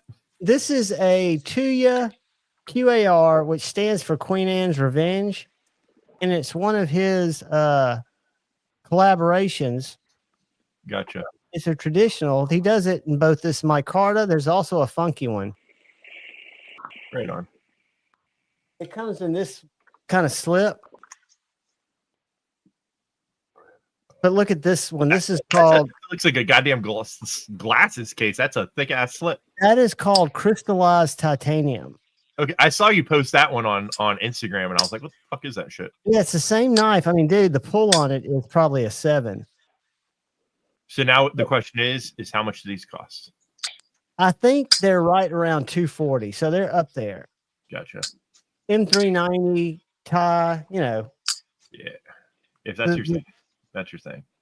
I'm turning over a new leaf. I'm not going to be as much of an asshole. I was lucky enough to check him out before I sent him back to him. And to be honest with you, I don't dislike them. I was comparing them to like knives that you're not fans of, but like my Viper, which was around the same price.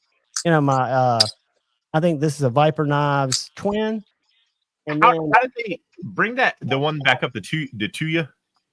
Do they do like the back spring flat down, or is it where's Tuya made? Yeah, okay, they do. So when you say flat down, Like where it's even with the scales and shit. Like Lion Steel makes those slip joints, but they do all the rounded off parts. But it's like substantially fucking cheaper of a knife. Some people aren't cool with that. Yeah, the Lion Steel displaces. Now this one's crowned. The Viper's crowned, but it doesn't displace. But it's weird because the spine's crowned and so is the spring. Yeah, that's done the same way that the Lion Steel shit's done. That's it. That's the Italian people doing that shit. That's the way they do it because it's easier for manufacturing. It probably is. Crystal meth. Ouchie. Sounds if it's all crowned like that, then you can put the parts. All the parts are finished before they're assembled. Whereas the other way around, you have to do a little bit of finishing after it's assembled. I'll tell you something I learned from experience. These traditional pocket knives,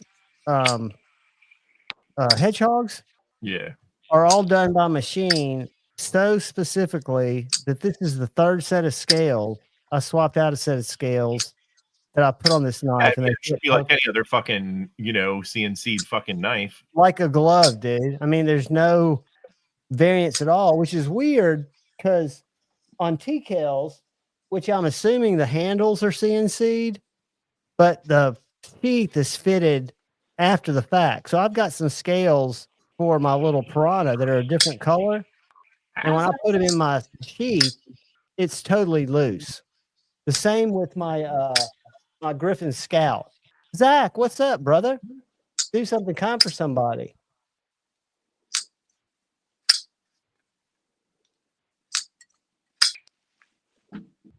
No, I totally agree. I mean, for example, I've got like my Malibu, my Protect Malibu, or my. It depends upon the knife, right? Like if it's some like fucking super expensive bougie ass knife that most people don't fucking use anyways, they just have it to collect it, then they probably want everything to be super factory. But if you're talking, like what like that or fucking anything that people actually want to use, then I can't see, Like my Hinderers, I took on my XM18 and my Eclipse, even though it probably, I don't know if it took value off. I changed them to 19 degrees from. I will say this though, in regards to what they're talking about,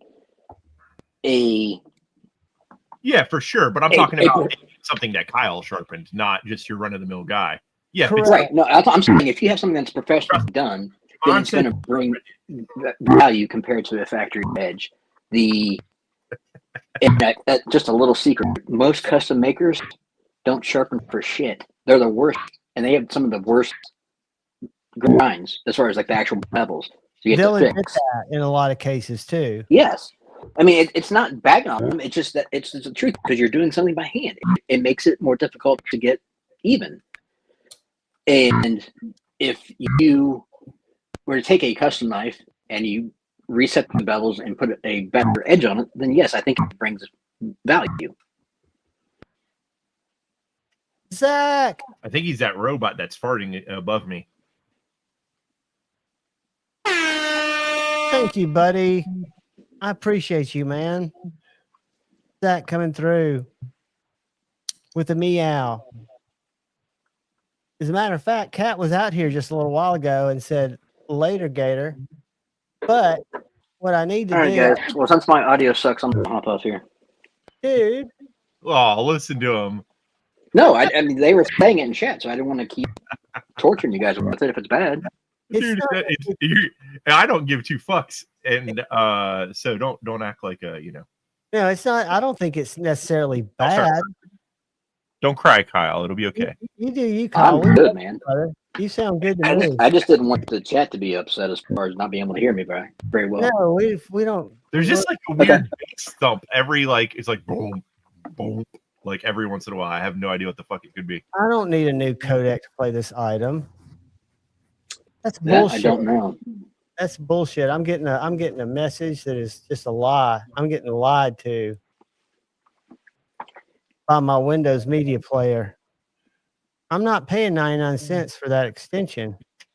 Mersal, I'm gonna comment here. Most slip joints, if you get them from Great Eastern Cutlery, don't have much of an edge on them. I will agree with that, but it works fine for the shit that I use it for, especially if you just drop it up a little bit. Yeah, I've never seen a GEC come sharp from the factory, but I mean, they sharpen up easy because it's $10.95. So yeah.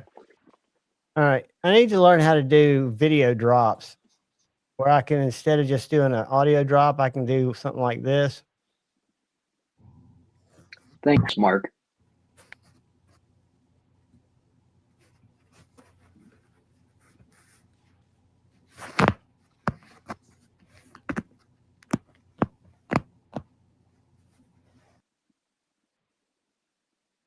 Did everybody get to experience that? Yeah, I experienced that last night. Dude, they're brutal. Did yours attack you? Oh yeah, my little bastard last night, and that fucker was fucking grabbed a hold of my arm and started underdogging me when I was trying to sleep. I'm like, what the fuck are you doing? I'm trying to sleep. Leave me alone. My mom called me this morning and said, Cooper is going to have to quit sleeping with me. I said, what do you mean? She goes, he's gotten the way he wakes me up. He used to would climb over my head and he'd drink out of my water. And that was annoying, but he doesn't weigh much. He goes, this morning I woke up to his, not his claws, but his paws. He just jumped on my head with all four paws and grabbed me. So it was almost like having an alien on my face. You know, he just grabbed on me to wake me up. She said, I must have been sleeping too soundly and he was tapping me. I was like, well, you need to learn to wake up. No, Nisa's not too crazy like that. She used to bite your feet though, but they've gotten out of the biting the feet thing for the most part. Like when you're in bed and they act like they don't know what those things at the end of the bed are moving around and they fucking grab a hold of it and start mauling on it. But now it's fucking wicked. He just, I don't know. Halfway through the night, he gets a fucking something up his ass where he fucking decides he's gonna attack me for like 20 minutes. He's getting playful. He's trusting you. He's loving on you. And I do agree with you. I'm the same way. If I see something sharpened on blade binge or something sharpened, just, you know, you're not knowing the sharpener, it's it does. It makes me pause and go, oh shit. Am I gonna have to send this off and get it fixed? And that's Todd. That's exactly right. But again, when you're trading, unless you're trading with friends, you don't know. Like if I was going to trade this chickadee, which of course I won't, I'm a vice president of the Chickadee Club, but I could feel comfortable saying this has got a Kyle Coonley edge and it's smoking, right? But if somebody else said this has got a Billy Bob edge and he's great, he might be great. That sounds like Shane, Billy Bob edge. I just don't know Billy Bob and I haven't experienced his work. Kind of like Lacey EDC. So that's one thing. Her edges, and I'm glad. Javon, that's one thing I want to talk about. I wanted to say that also too. Probably the most important thing about sharpening for people is making sure you send back their shit. Yes, and answer their calls. Don't ghost them. And when they send you a lot of knives to sharpen, return their knives. Sharper knives. Yeah, I agree. That's a big thing. And if they're paying for hand done, then do it by hand. Correct. I think the most important thing there is to actually get your items back that you sent somebody. To get your items back, or to get an email back saying, hey, I'm backed up. But to go into witness protection makes everybody nervous. Makes me nervous and she doesn't have my knives. Did she ghost a lot of people and steal a lot of products? This is what word in one of the YouTube groups is there are people reaching out to creators asking how to get in touch with her because there are lists of knives that have been sent. Not to mention what Kyle said earlier, which is true. If you say you're going to hand sharpen something and you're going to charge somebody to hand sharpen it on a fixed system to where a maker. No. I'm not even talking that, Javon. I'm talking belt. Listen, I'm gonna say something right now that you guys are in the knife community as a whole way too fucking trusting. Every single person that has been an issue as of late from get-go, I was like, I wouldn't fucking trust that person. What are these people doing trusting this people? And I felt the same way about Lacey. I got bad vibes about her from the beginning, but I thought it could have just been me, you know. Dude, I think people have been trying to warn. And I'm going to tell you why I think she got a lot of the credibility that she did is she was endorsed by some big sharpeners, not Kyle, but some people who, you know, got too busy and said, you know, try this person out. Exactly. That's what I'm there with Snot Rag, aka Snow Trag, aka Snot Rag. I'm trying to come up with his name. Snow Trog. Yeah, but I think she always did too. And there were shady things that I saw years before I knew she was sharpening. You know, when you go to somebody's page and it's all FPV drones and there's no knife content, and then all of a sudden they're deep in the knife community.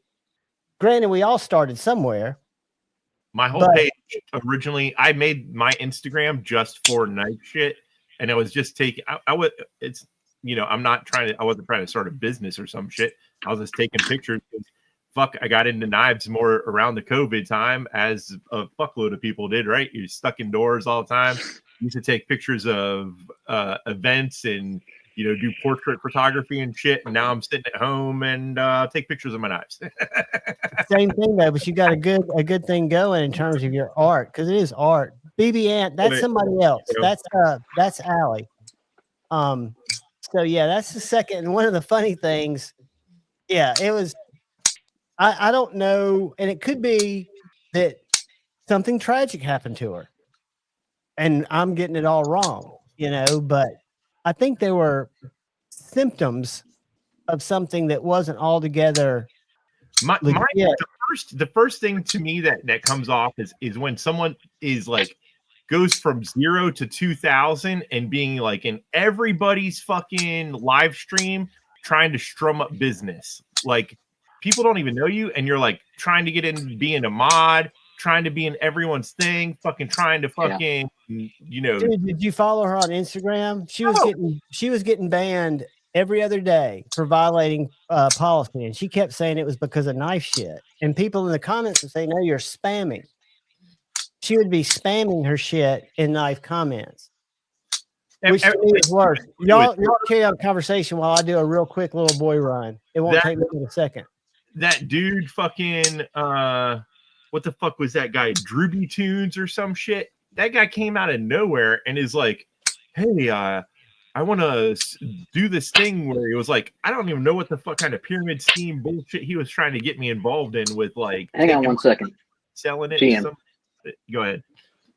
So in regards to like Paul, I agree with you.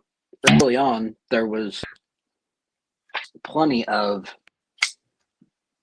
genuine help in trying to be polite and stuff. And then things definitely turned a corner. So yeah, early on, I don't think that any of that's not valid, but in the last year and a half, it's not been like that at all. And I saw another one in there. What's that? I just don't trust people right off the bat like that. Well, I think you have to earn it. Yeah, I'm a fucking yeah. And 5-4, that's absolutely 100% opposite. You know that. I'm the worst at self-promoting because I don't like that. I hate that. I never go in there, and people always post my links, and it pisses me off. But that's why they do it. It's fucking right here. And once again, Ant, I know he's fucking with me, but this is why I don't charge for shit until it's in your hands, and then you just pay me, and then that's it. I ain't taking no one's money. Fucking assholes. All right. The painting is a hobby. Hey, did you see Stevie's video today? No, man. I don't. It was just he had a knife company send him a knife, and they kept being insistent. So he gave it a funny review, and it's funny because he and I were talking about it on a live stream. I've had the same company reaching out to me, And the guy reached out to me again like 2 days ago. And I said, look, I'm just not familiar with the brand, and I give honest reviews. I don't do this, that, or the other. I just tell it how it is. And he said, well, we really want honest reviews and feedback. So please let us send it to you. And I was like, sure. And so I gave my address, and Stevie did a hilarious review today. And it ended with this. Let me go to his Instagram.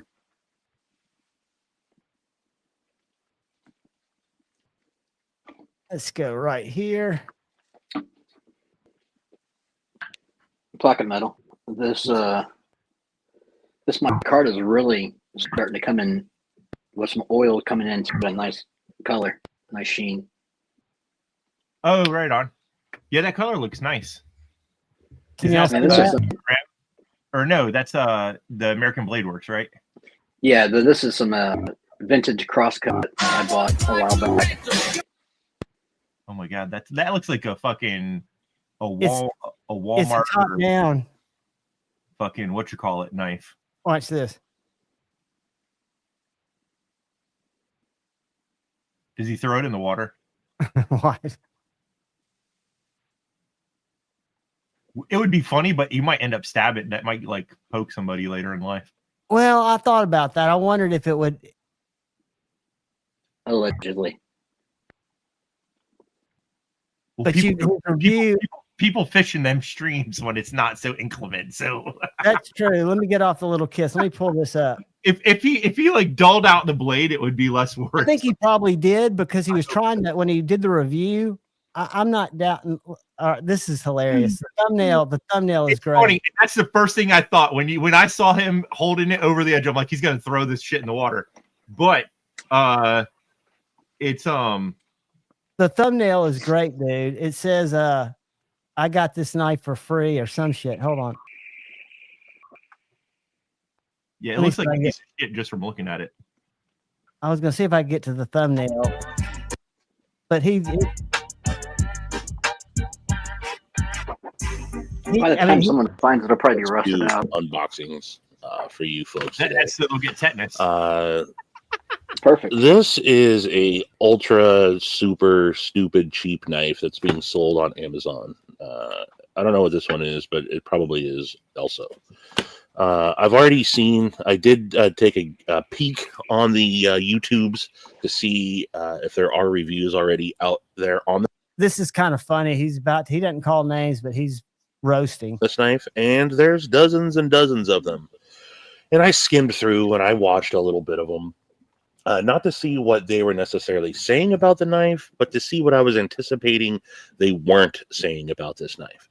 Now, maybe I didn't catch it, but this company, Barry Sale, all that I got from Barry himself, Dear said, Gear ball. That pissed him off right there, because he knew it was a computer generated email. Because like Dear said, because he said Stevie. It's pretty funny though. I asked y'all to go watch it. It could be either A, computer generated, or B, someone in a different country that doesn't understand that. I mean, come on, people have some weird names. I'm not saying that, What's that? What I mean? Sometimes people have some weird names like the Modulo or Car Honda. I've seen both these names in real life. Oh yeah. I thought you were going to be nice and not devil's advocate, Pocket Metal. I'm just saying, like those are legit names. So if you're from another country and you see that someone's name said, people name their kids legitimately things like Mahmood, Tree, fucking, Apple, Blue Ivy, Apple. Come on. So how you're talking about the Hollywoodization of stupid names? Exactly. How are they supposed to know that his name's not said? That's different. Well, That's if different. they don't change it, then it's hard to take them serious. I'm a fan of Mahmood. Anywho. Mahmood. Saying. Mahmood Javon Evans. Sometimes people are named Snowtrog. I mean, what the fuck? How am I supposed to know? I met a dude named Said too. I met a Wonder Woman once. I was a big fan of Stevie Wonder Woman. I've got a Stevie Wonder Woman sticker. It's fading though, and it's on. What's weird? It's on a knife case that's between the rungs of a table, so it's not getting any direct sunlight, and it's fading like a motherfucker. Is that just cheap ink pocket metal? Dude, I make art. I don't work at sticker. You know the difference because your shirt. I'm guessing. Do you remember where it was from? Oh, yeah, it's Stevie. Early said Stevie. These were Stevie Wonder. Not to throw shade again, but at one point he had Tri-State hit him up. Dude, all of them faded. All of the Tri-States faded like a motherfucker. Yeah, so that's probably what it's from. Because not only did they fade, the adhesion failed on them after about 2 weeks. So they would curl up, but the only thing is like the world's shit gets fucking printer to print those things. Anyways, it was like a home jobby printer. Anywho, dude, I agree. And I super chatted a fuck ton for those stickers one Sunday morning back when I wasn't in my right mind. People who have too many friends are fucking. There's something like wrong with them. All right, guys, I'm getting close. I got to bounce. Anyone have any last minute questions? You're getting close to what? Edging? Taking off. No, dude, I appreciate you joining. I love getting your tips, and I'm going to do it in a What Do We Learn segment. And we learned, I'm going to mispronounce it. Let me spell it to you again before you go. Is it Kaptican? Nope. All right. Spell it one more time. Kapton. Capton. Gotcha. Yes. Capton tape. So that's going to be in What We Learn, people. So study that. We're going to talk about it. It's going to make a change in my sharpening game. I'm getting rid of all my blue tape except to use to cover addresses when I do my unboxings. Kyle, I appreciate you always being willing to stop in and share your knowledge. No problem. I appreciate you being patient with our knives. And I appreciate you in general, brother. All right, guys. I will catch you later, and I will probably see you on Said Faction. So. All right, man. We'll be there. Hey, Ed Harrison, Are you still in here? I sent you. Oh, wait, hang on. We got a question. One last question. Where was it? Ron. What stone do you use for reprofiling? All right. So what I've been using lately is this one. It's a new Poltava Silver Series. Make it big. Can't read that shit. I agree. Okay, let me make it big. I was going with Mad Yako. I agreed with him. Friends at a distance is safe. Go ahead, brother. All right, so this is the Poltava Silver Series. 225. This thing cuts as fast as any stone I've ever used. Hands down, period. I go from this to another. I go from this one to, hang on, let me grab it. To the Alpha Stones from TS Prof. Night, be shady. A resin bonded. Is that stone angled to go into a Gritomatic? Yeah. See how it's. Can you get those flat? Huh? Can you get them flat, or I just need to get different holders if I want to get those stones? No, your holder will hold these too. I know. Do I have to flip them over? Or do I need to put my old holders back on? No, your holder should hold both, flat and these. Yeah, I think one side is for flat. One side's flat, and one side is for these. Got it. Didn't mean to interrupt you. Go ahead. Talk about the stone. No, that's right. So this is the profiling stone. This will cut better than pretty much anything out there. These that came out recently, and I absolutely love it. It's cut down time by a lot. And then I go into the Alpha Stones, which are resin bonded. And the grit on this is so much different at 225 than this. So I go 225, and then I go 240 of this, and then depends on where I want to go progression wise up from that point forward. But you get your angle, you get your edge set off that 240, just off those two stones. The 225. Yeah, I'm sorry. You get the 225. Yeah, this is what I set my bevels with. Okay. And your first stone in the progression is going to be your bonded. Like after you get your reprofile, you're going to do all of that with that stone. Is that what you're saying? So this will set bevels, change angles, get everything ready to go apex, and then from this point forward, the only thing I'm doing is refining the edge with the next series of stones. Got you. Going through your progression. I got you. That's what I was. Right. Yeah. So ultimately, your first stone is your most important because you're doing all the hard lifting with that stone. Hey, Palmer. And yes, this is 100% by far better than the B stone. Let me ask you a question. What's the difference in thickness between your Veneve or your bonded stones and that one? Hey, Kyle, if Javon keep asking you questions, he'll never let you leave the show. These these are pretty similar. This one's the Poltava is slightly thicker, but not by much. Compared to a Veneve, let me grab a Veneve. Hang on one second. Because I never could do that on my work sharp. I never thought about it, but when I got my Blitz, I learned that I could adjust for those millimeter increments, and it makes a difference, right? I mean, slightly, yeah. So here's the difference between a Veneve this is a double-sided Veneve, right, and this one. So these are pretty good. No, not that much. They're side by side. You can see. So would a normal person on a work sharp need to worry about that difference? Yeah. Between this one and this one, absolutely.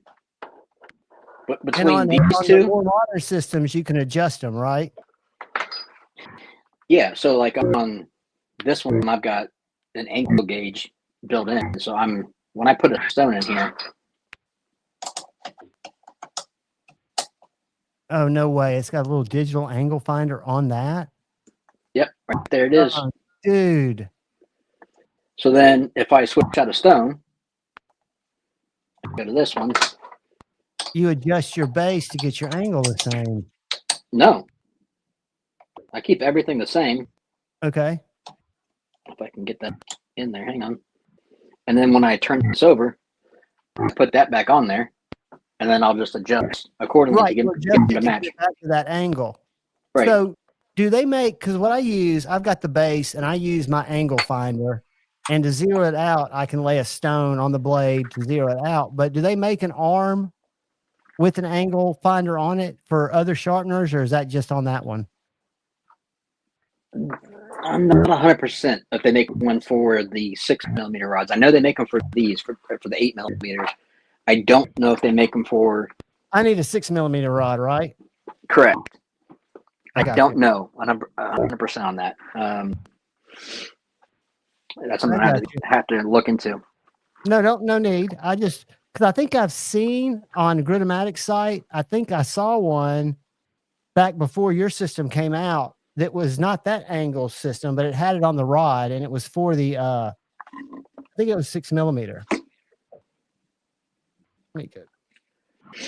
They make this, what they call the Axicube. They make this that you can actually just put on the side and measure off of, which is just a fancy angle finder, which is not needed. Yeah, I've got one of those that sticks on a little ledge I bought to put on my Blitz to set the angle.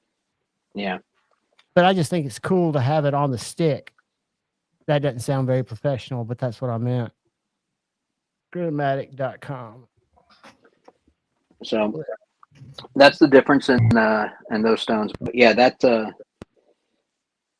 Poltava silvers are vitrified, stupid question metal bonded. Yeah, go ahead. What do you think about these edge gonometers? Don't need them. Don't need them. I mean, they don't help unless it's a brand new edge. Somebody tried the blade shop show. They don't.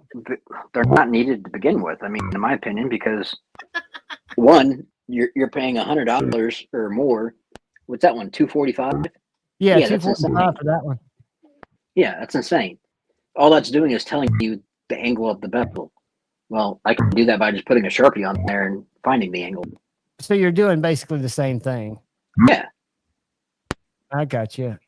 All right. TS so, do I want to spend $1.50 on a Sharpie, or do I want to spend $2.50 on that? Hey, there's a KO3 Pro full titanium guide rod for $116. It doesn't have the thing, but I wonder if that's a 6mm. Dude, that feedback. KO3s are 8mm. They're 8. So you need something that'll fit the Pioneer, the Blitz, or the Cadet. Those are all 6mm.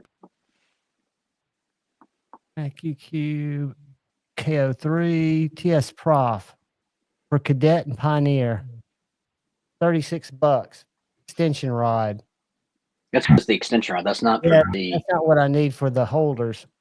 No, And the KO3 is not right? correct. You need the KO pectate. Narrow stone holder. Pro titanium grade rod, 8mm. That's not helping me. I'll find it. Fuck it. I don't think they make one. You're probably right. Hey, Ed Harrison's in the house. Hello. What's going on, Ed? Evening, my friends. How we're doing, Ed? I'm doing okay. How about y'all? Man, Good. hanging on a Friday night, getting ready for some said faction. What are you doing, buddy? Did you have a good Christmas? Okay. Yeah, I made it through it. I survived it. Hung out with my mom. I've been praying for a rod extender all my life. I hear you, Paul. Did you say erotic syndrome? He's been praying for a rod extender. Oh, gotcha. Crispy Critter said, howdy, Fed Harrison. Good to see y'all. Good to see you, buddy. Hey, man, I'm loving that Mora. That is an amazing knife for what it is. You are very welcome. Thank you, brother. It was gifted to me, so I just re-gifted it. I already have one just like it, so they need two. I'm telling you, man, for put in your glove compartment, put in your tackle box. I got like fucking 6 or 8 of those damn things. This is the C. The Way to show off. It's, dude, they're like fucking, between $12 and $15 knives, I know. for the basic ones. They're great, though, for what they are. Yeah. Exactly. Exactly. I've been looking at this little guy, and I'm afraid to say I didn't know it was a Mora, but I'd seen it on Melissa Backwood's short, and it's this little short one with funny bevels. Let me find it. Since they're Scandi, dude, you can fucking I fucking the edge rolled. I fucking fix that shit on a fireplace fucking brick. See, I've heard that. I mean, I've heard that they are just so. Check this little guy out right here. It's not like it makes it perfect, but it makes it back to usable again. You know what I mean? Without it being fucking all janky. Dude, that thing. Yeah, you can breathe on. You can breathe on them hard and you're sharpening them. That thing is so fucking short. It's like a 2-finger fucking knife. Yeah, it's small. Like you can buy 3 regular size ones for that price. It is. I understand the obsession with that little thing. The blade length is 2.3. Overall is 5.6. Because I like a little knife, dude. See, for me, I like a smaller knife, but you're right. That is very small. So the thing with Moras is the sheath retention is not great. So if you put that little thing in your pocket, there's a good chance that fucker's going to pop out of your pocket. Good point. Really? I've had good. Look at this one. Yeah, mine's pretty tight. Mine, like I said. Now, I don't know if they wear out. It's not the greatest. Like it just kind of loosely comes in and out of there. I mean, I wouldn't trust that thing on that little bitty guy in your pocket. Fuck that. Or wherever. It's kind of fat knife. I don't know where the fuck you'd carry that thing, anyways. No, in your pack, wouldn't you? It'd be the same type of thing. You'd put it on one of your straps. You know what they say about short knives. Don't make me break out my chickadee, Zach. Scandy's the easiest thing to. I mean, it won't stay perfect. You know what I mean? It might get a little bit. Won't have that perfectly defined. But they're easy as fuck to like just hit a strop with or something. Or if, like I said, if you're outside fucking with shit camping, that's what we use them for. It's camping, food prep and shit.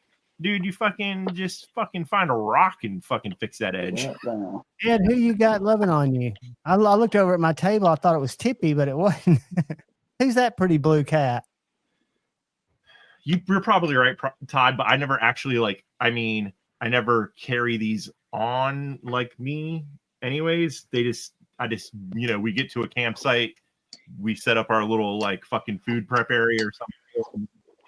Are the easiest things to fucking. You know what I like about them? I like that they've got a place to hang them on your tool shed. They've got a little place where you can hang them like a picture. You can hang them up on your tool shed.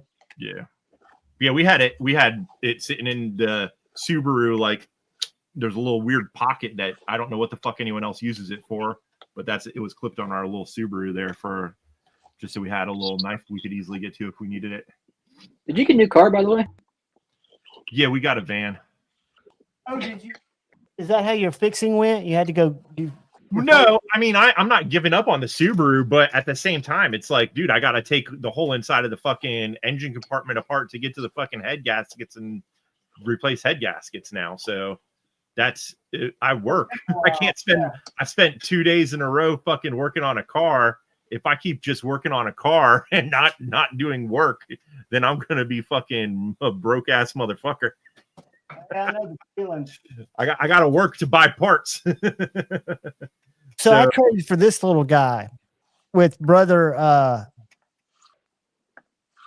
Lee in the chat. This is a J-Cal or a Jason Grant custom he bought that was too small for him. Thanks. I don't know if you can see the treatment on that blade, but it's got kind of a bronzy, coppery treatment. That's cool looking. I love it. It's just a little handmade, not totally refined. You've got some displacement between the tang and the scales, which is by design. I got to say, one of the things that I appreciate is he's not like a maker that's like, I make these 3 shapes. He's like, whatever the fuck you want, man. Just let me know. He makes, and a lot of times what he just did and put up on Instagram was he came up with a bunch of knives that he just wanted to make and made them, you know, kind of goes with the inspiration. I think he's more artsy, not than other knife makers, but I think he's inspired as much by the look of the knife as its purpose. Yeah. I mean, he's a seems like a cool guy. Very cool guy. He needs to come back on the show. Who? Jason Grant. You know Jason Grant, don't you, Kyle? From Brass Brigades, what he goes by. He makes like shit that, you know, apocalyptic looking fucking style shit. You know, I think he says, you know, it may not be like perfect, you know, even on both sides or some shit, but you know, you're not But paying. it's an art knife. And he's also got not that followers matter, but he's got Jason Grant Tattoos, which is his main site with over 10,000 followers. And he is very artistic. Zach Stuff gifted a membership. Zach, thank you, brother. And Paul Might was gifted a membership from Zach Stuff. So Paul, you can come to the live tomorrow, dude. If you're free at 11 o'clock, come hang out. What's up, Rob's Dirty Knives? Welcome, buddy. Anyone here going to Blaze Show, Texas? I'm not. I wish I was. One show I've not made it to yet.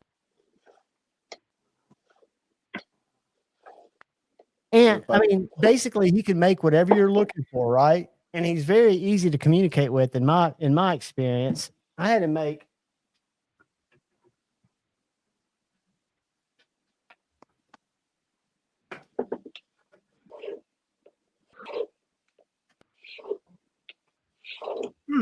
Fucking hell.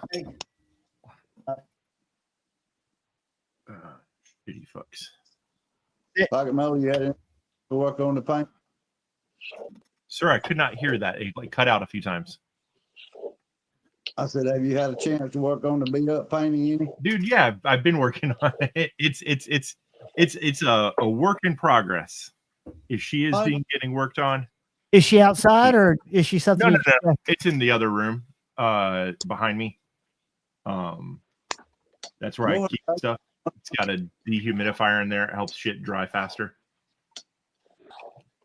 Look at this little guy. I call this the carnivorous cricket. This is a Jason Grant knife. S90V. Tiny. The thing that's been slowing me down with everything is just fucking monsoon fucking rain lately again. No, well, I was just wondering how you had a chance to work. I'm going to be working on painting shit. These two are fucking finally almost done. As like point out to me, roughly it took me quite a while to do this. I'm not even going to say how long. Anyways, those are pretty much ready. I just got to clear them and send them, and then I also have the giveaway paintings, which are right here from fucking when I did the giveaway in fucking October around the Halloween. I kept wanting to say holiday, Halloween. Yeah, but we knew that they were in progress, just like the ones during the auction. I think that's supposed to say stop messing around with that money pit Subaru. Dude, the Subaru, I got too much love for the Subaru. It's not really a money pit. I passed a forest green Brat, I think it was today. It was a newer one though. It had the bed and it was a sexy looking little Subaru. Yeah. Dude, listen, so we ended up getting a van, which is just front wheel drive. But there's been times, like in our neighborhood especially, where the snow had got deep enough to like cover the whole front end of the Subaru, like up over the fucking headlights and shit. And I would just go out there with the snow shovel and fucking dig a ramp in the snow, and then was able to fucking drive out. Like I'm not about fucking snow out there shoveling fucking snow. That's no, you'd rather just steamroll it, bulldoze it in your Subaru. Yeah, man. So that little fucking car can do stuff that van, I'm gonna be stuck high and dry if it gets like that again in the van. So, and also like when we go out in the woods and shit, like there's people that we know that like you have to have a 4-wheel drive vehicle to get in and out of their fucking driveway, or else you're just gonna get fucking stuck. So, you know, and one of the places we go camping, we were talking about the other day, like one of the places we like to go camping, there's no way the van the Subaru like barely fits where people had like carved out paths to take, you know, shit through. So I have not, Rob. There's not a fuck ton of 4-wheel drive vans. No, there's some all-wheel drives, but I can't remember. Yeah, well, same difference. Like all-wheel drive is actually a little bit easier. The old Astro vans made one, but then again, that's, I mean, you're talking about finding something that is, you know, you're going to be working on quite a bit. Anyways, I love Astro vans, but and I think, what the fuck was I driving behind yesterday? I saw, but I don't think it was a van. But no, I mean, 90% of the time up here, it's not that snowy anyways, but for that small amount of, like, we get more problems with like muddy roads and shit like that, you know what I mean, than actual fucking snow. Do you have a set of chains that you can throw on your tires? Nah, dude, I've never never needed those. Well, with the Subaru, no. And then with fucking, I'm not going to do that on the van. I think, you know, you could run into more of a problem with fucking chains than you should have just kept your ass at home. All right, gentlemen, I'm out. Good night. See you. Later, guys. All right, man. See you, Kyle. Yeah, Terry, that's the one we had was the old school. We had a 90. The fuck was that thing? A 92? Weren't they on a pickup truck body where they had a locking differential, if I don't mistake, or are they not? So ours was a rear wheel drive one, and that's where it became like, you know, it was fucking Tokyo Drift when it was raining. That thing would go sideways in a fucking heartbeat on you if you step on the gas. So it wasn't. It was like, yeah, it's on a frame, I think, is the way they're done. Or yeah, I can't remember. Is it on a frame or like the front part is? I think they were on a frame. I think they made them at least the first year because I was selling them in Boulder, Colorado on an F series. Yeah. Dude, I've always liked vans. I'm not a fucking, you know, whatever. I'm not driving kids around watching movies in the back like I did. Don't have kids. Doesn't matter. I just like the utilitarianism of it and also the space. I'm claustrophobic as fuck. So even the Subaru with the big ass windows, it's still, you're like in a, you know, I'm a big dude. So when me and Chamiette are in the Subaru, I'm fucking hitting her elbows. You know what I mean? Like, I'm not a little Asian person that, you know, those cars were made for little Japanese people, not me. So I'm a big motherfucker. I need some room. You want to have a little room to spread. Yeah. You know, it's nice to have some fucking air around you. My friend had a Saturn. I about passed out in that thing. I felt like and you can put some sick woofers in the back and not take up too much space. Fuck that bullshit. Jesus Christ. I'm not Keep that thing rumbling. Get it growling. I say that I don't like the stereo works in the Honda. It's great. The Subaru, something happened. I don't know, that it did start to get a little fucking like the speakers blew or something. It had the little under the seat subwoofer in it, and I don't know if that got disconnected and it like the fucking made the other speakers go to shit quicker. But yeah, the Honda's radio is fine enough. It's Man, I would love to have a Sprinter van that's been converted. Yeah, those things are fucking. Those are badass. those good. Those go up to house prices. What is the one? Y'all know who Kai Cenat is? Not Kai Cenat. That's the little black guy. I'm trying to think. Who's the Talon? Kai Talon or Talon Sai? Have you seen the outdoors creator Talon Sai? No, I didn't know the Ford. Yeah, I didn't, dude. Honestly, I didn't even. I want to show you his truck, and he gets it because he does so much fucking content. But anyway, shit. Check. Let me get to it and I'll mute it. But yeah, I don't know. This thing's it was after we saw them and test drove one, we kind of just wanted it. It's spacey. It drives like a car. It's got room. You can fold all the seats down in it, so you have like space to if you want to move something or some shit. Check out this motherfucker. Stuff like that. So wait till you see the inside of it, dude. So those kind of things where you sleep is up above. Yeah, watch. Claustrophobic to sleep in that shit. I kicked the ceiling. Yeah, that's true. For somebody like you, I was trying to get to where.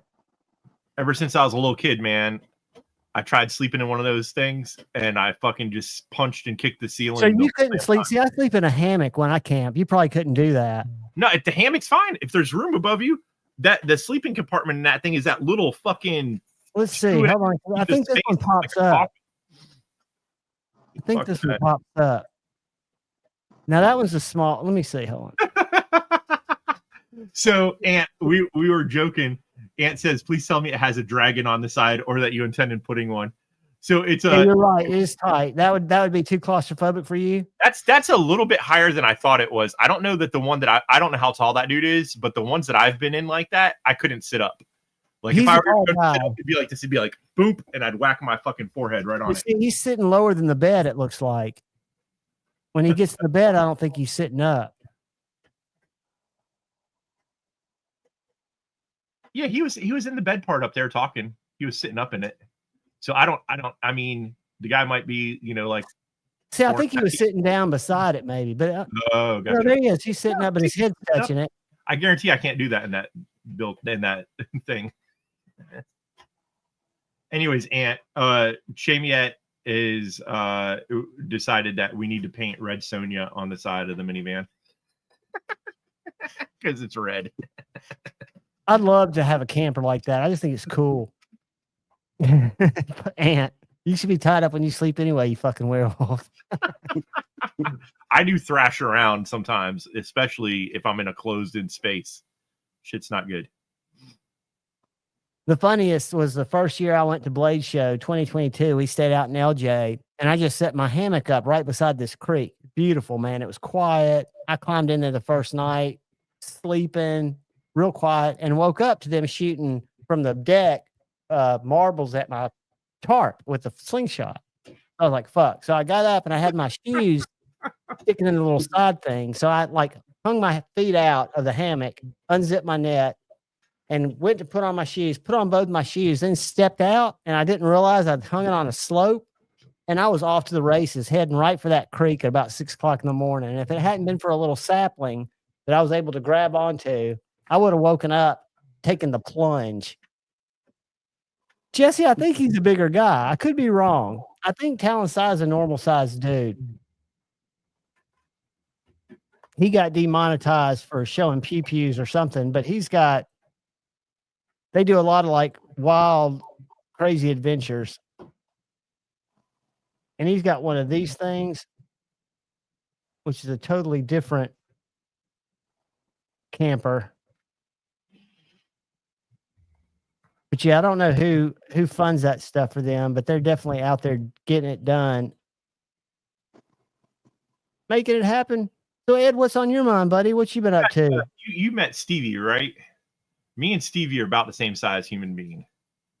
He's just got a bigger head than me. Are y'all the same height? Yeah. So you're shorter than Maddie by quite a bit. Yeah, Maddie's a fucking goddamn 7'6". He's a giant. Yeah. Jesus Christ, that's not a normal human. Normal size Christy, I think of as anything over 7'7", or 5'7". Like Hagrid or some shit. I think 5'10" is the average size. Let's see. 5'10" is not average anything. Jesus. Let me see. Average male size. Average male. I'll even go American. Male. I saw American height. He's not 7'6", but he's like 6'7" or some shit. He's average. I think he's 7'6". I think he's over 6 feet. Is he? I didn't think he was over. I thought he was like the higher 6 foot range. I don't know. I could be fucking wrong. He might be fucking be. Who are you talking about, Maddie? Yeah, Maddie. He's about 6'5". Is he 6'5"? I thought he was only a couple inches taller than me and Stevie. So according to the CDC, 5 feet 9 inches is it. I think Stevie's, man, that's some goddamn horseshit. That's the average size for like a fucking. So if you're my size, you are 6% of Americans.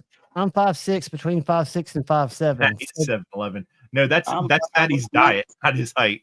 It looks like 13% are 5'10" and 13% are 6 even. So why wouldn't that be a tie? Huh. Anyway, 5'10" to 6'2" or 6 feet. 5'10" to 6'0". I feel normal. Like he's 6'5".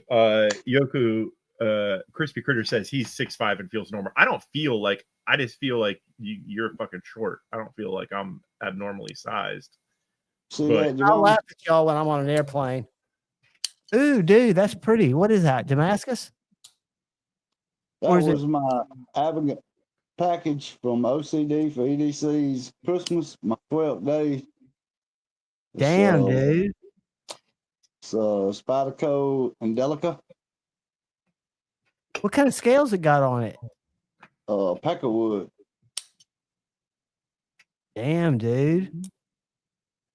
I've never seen one like that. Don't be frozen. I'm not crazy about the lockback. I ain't a lockback person, but it's not fidgety. You know what I'm saying? It's just no, but it's not a fidgety knife. It's a stable ass knife. Lockbacks are great for that. Well, it's a good knife.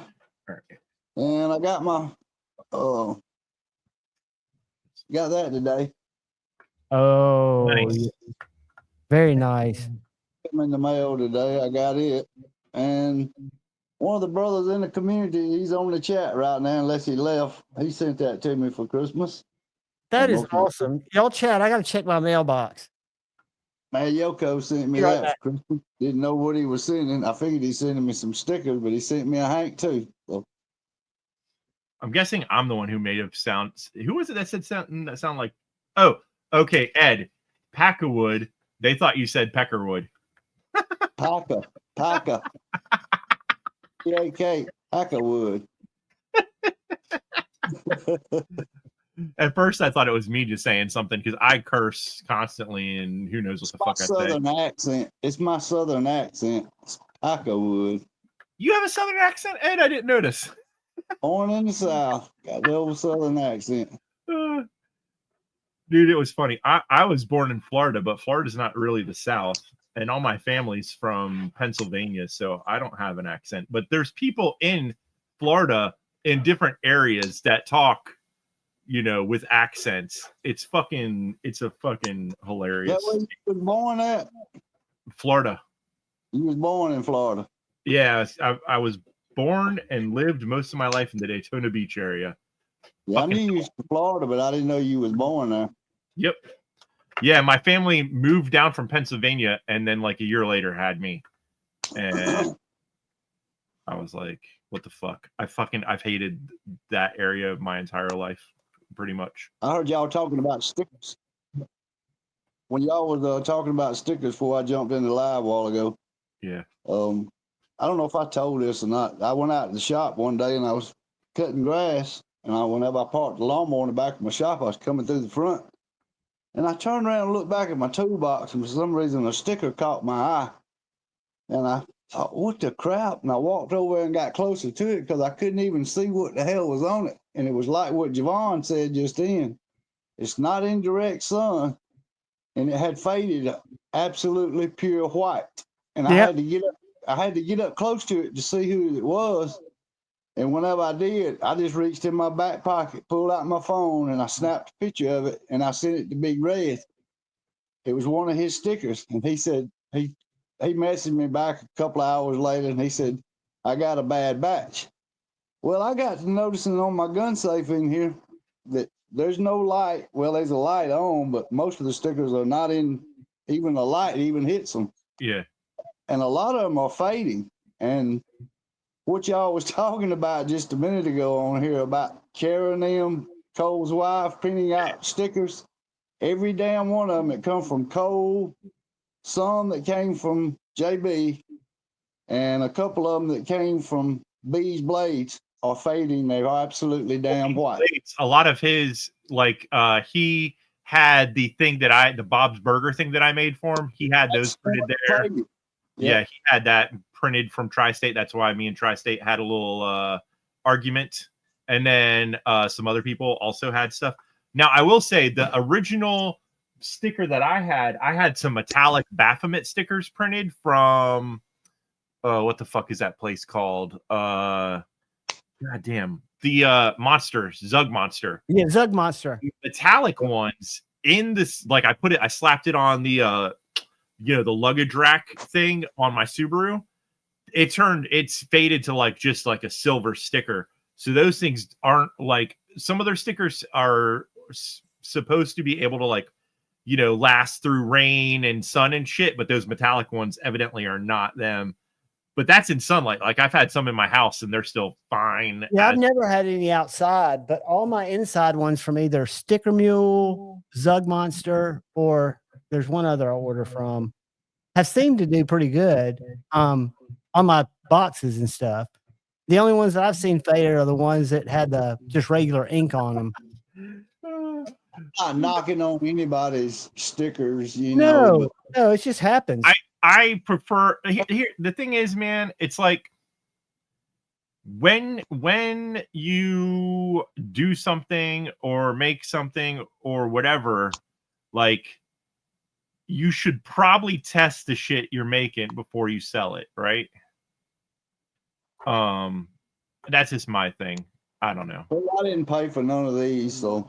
No, I mean, like, but for people who bought them from certain places, and then shit goes to hell or whatever, right? Like, it's the biggest crapshoot is spring, because I've gotten some products for spring, a sweatshirt that did great, and I've got some t-shirts that we use that for the Be Up store because it was the easiest thing for me to set up for Sarah for her to be able to take it over. I looked for so long trying to find something else to use, and it's perfect for stuff like this. It's perfect for tumblers. It's perfect for stickers. Yeah, I use Zug Monster because when I first got stickers from Big Red, I was like, dude, where'd you get these? He's like, Zug Monster. They seemed like a good for deal. Shirts.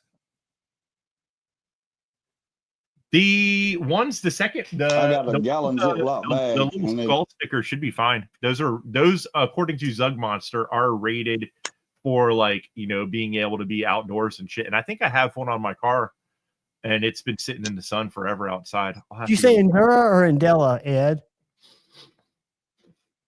What? Your Spyderco. Did you say it's an Endura or Indela? Indelica. Indela. Indelica. I think it's Indelica. Is it Endura? I believe it's. Maybe they should stop naming shit so close together. But that's not how you spell it, the way they got it spelled on the screen. Zug Monster does a good job. I like their easy to peel tabs. I got one set from them, and I think the way I order them is I set up for the text alerts. So I got one today I should have ordered. They were like I forget how many, 100 3-inch stickers for $19.99. Yeah, that's how you spell it. I'm sorry. Yeah, I still have Endura. So Endura. $260 knife is what it retails for, but I wouldn't look with a lockback knife. To me, I'm sorry, I'm old school. I was raised up on lockbacks. They're out of style. I mean, to me, they're out of style. It's not fidget factor. I wouldn't give no $260 for it. No, for me personally, not either. But for somebody who's looking for a good working knife, they do lock up great. Oh yeah, there's nothing wrong Hey, with a sweet lockup. Debbie. What's that But one's name? It lifts your finger up. They did not chamfer the hole and what have you. And even just by holding it, it's got hot spots where the edges inside of it is just, they didn't round it over. If I tried that trip, he would be on me like alien. I mean, all four paws. Sharp edges on. He's trying to get away, but I'm not going to let him. I'm not going to let you get away. I'm going to love on you and hug you. How do the groundhogs like him? Prairie dogs. Prairie dogs. I say groundhogs. They're bigger. I know. The prairie dogs are, so they grew up with our first two cats, so they consider them family, and they consider these people overstayed their welcome house guest. I got it. So they're not quite accepting. They're like, when are they going? Yeah, they're like, get those things out of here. But what's funny, so there was a boy and a brother and sister that we got. That's Wicket. He's the little boy, and then Nisa's the little girl.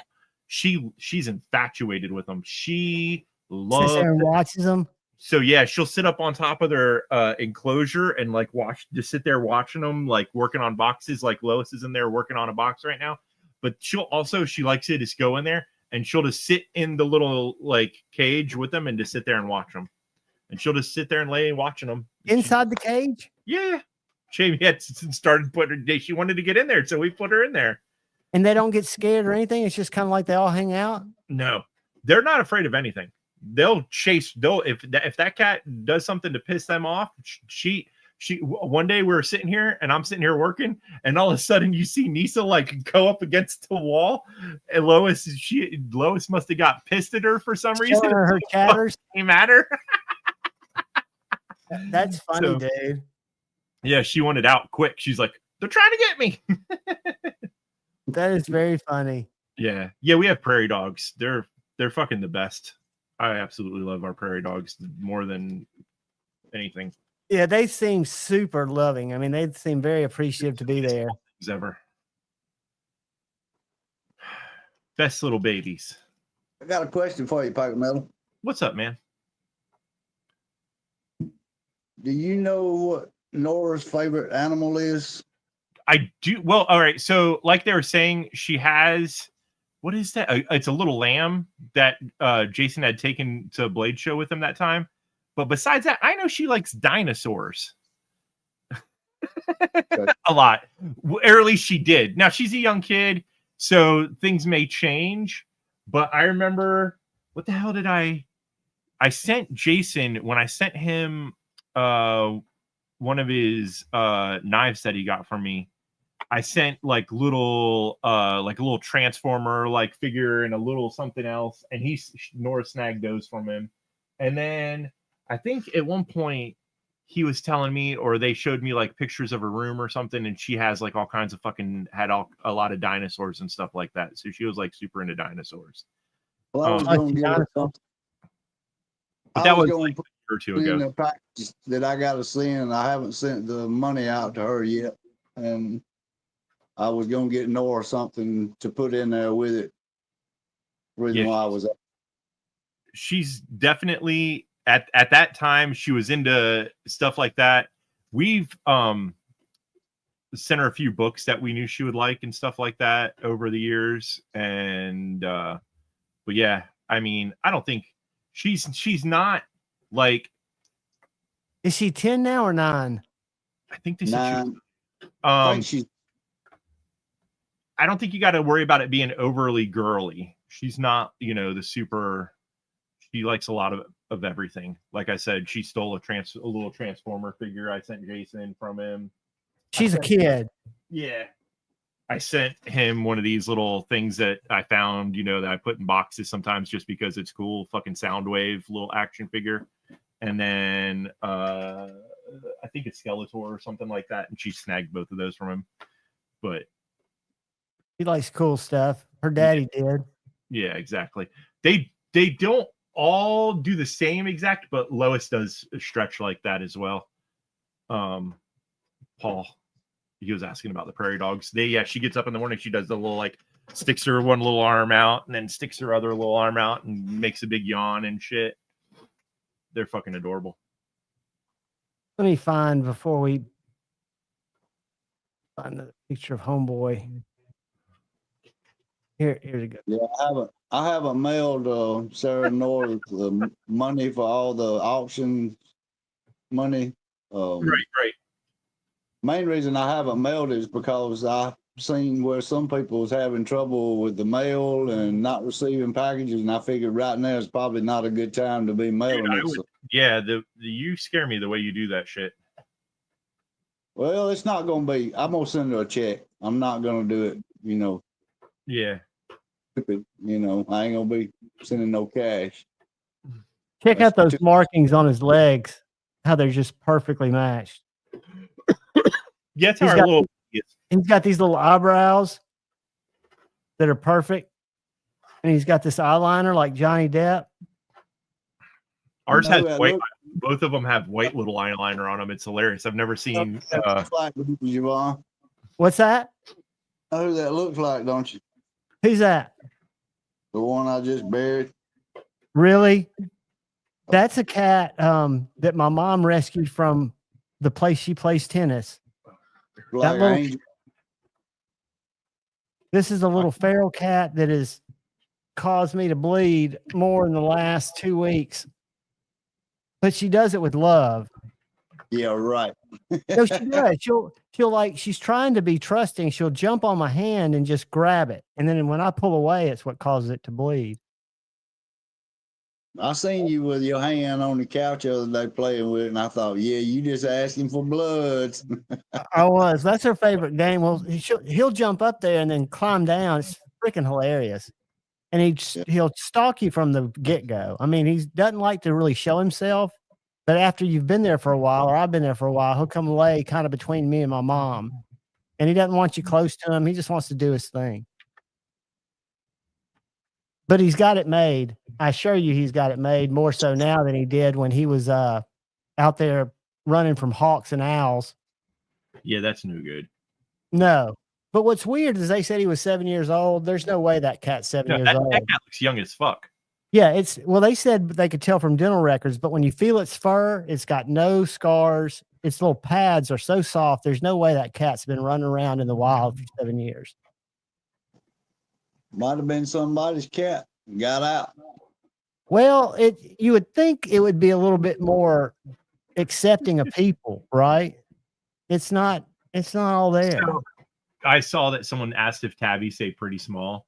So the cat that is supposedly our neighbor's cat, it's his cat, but he comes and goes as he pleases. He spends most of the time on our porch, and he used to come in our house a lot. That cat's as big as a fucking turkey. That cat's like this fucking big and like this big around. He's fucking huge, and his paws are like this. That cat will come in here and sit on my lap while I'm trying to work and do that biscuits thing. Fucking Christ, is it fucking painful? It's a beast. He's got a head like this on him. Like that's a Maine Coon pocket metal. It's the same as it's that tabby gray and black stripy dark kind of. He's got a little bit more brown, but he's a big motherfucker. Those Maine Coons look kind of like tabbies, but they're huge. It's a short-haired cat as well. It's not a long-haired cat. It could be a Maine Coon mix, is what I'm trying to say. Yeah, I don't know. He looks pretty much, identical as the little guys that we have. I think it has to do with like ours when we got them, even though they were still very young, they were like malnourished from the get-go. Whereas I think Porch Boy was like we're hitting ads like a again. motherfucker.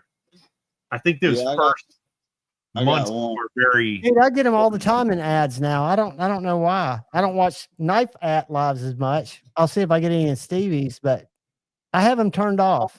She started. I've been on since you started, and there was 2 already before I got on the live with you. YouTube always tries to get you to set them up automated, and I always have them turned to off.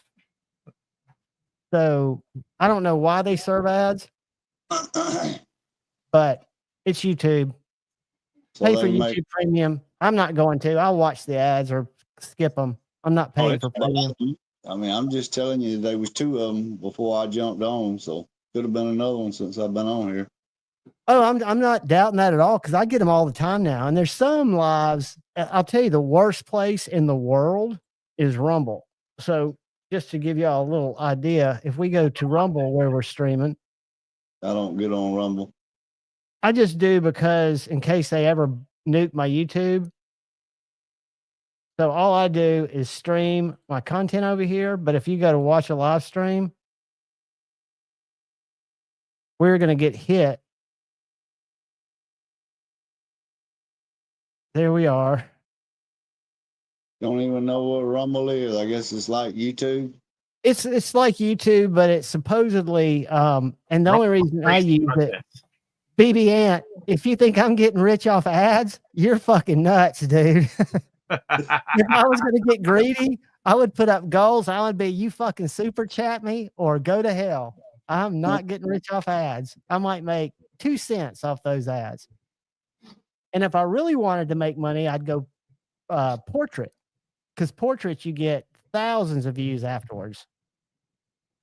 Believe me, the only channel I see ads on here is here. Well, Demon, I've never watched a portrait live. I mean, I don't watch a lot of lives anyways. I may stop in, say hi, and then dip, but I don't know.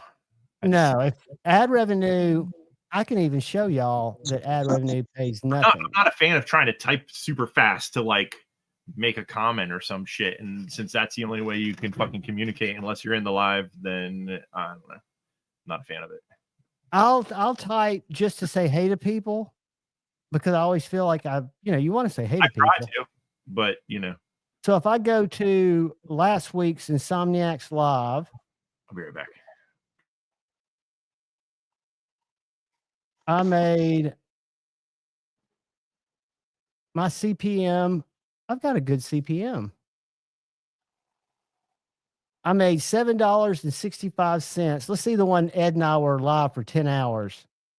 You getting rich off of them, ain't you? No, we got nothing off that, dude. I'll show you 10 hours right here. I'm going to share it. I'm going to share it so you can see it. This is when Ed and I were live for 10 hours. You didn't get nothing. We made $1.61. Wow. That's it right there. We got 1,088 chat messages. We had 43 peak viewers. And we were live for 10 hours and 1 minute and 54 seconds and made $1.61. So most of the revenue comes from, super chats or memberships, things like that. So I promise you, if you're getting ads from YouTube, they're not for me. YouTube makes that money. I would love to be making what they made. I can show you what I've made in ads all month, and you'll see that it is absolutely nothing. Zach knows the game. Thank you, Zach. Meow No. chat. What's that? I just said meow chat. Absolute meow. I've got more cats on my screen behind me than anything else, but I'm a cat dude. That's what I cut mostly with my knives or cat food bags. But I enjoy it. I enjoy cutting and I enjoy the cat. So it's a win-win. But no, I don't know. I watch a lot of, I guess you'd call them drama streams. I don't know what they'd be called. They're not knife streams. They're people talking about other people, I guess. And I get ads all the time on those. But I know when I go live, I go through StreamYard, but YouTube asks, do you want us to insert ads or do you want to insert them if you want to insert them? And I always say, no, I don't want automation on. So the only way for an ad to be served, allegedly, is for me to go to my YouTube studio, which is over here, and click serve an ad, which I don't do. So who knows? About you yesterday, Yvonne. What were you doing, buddy?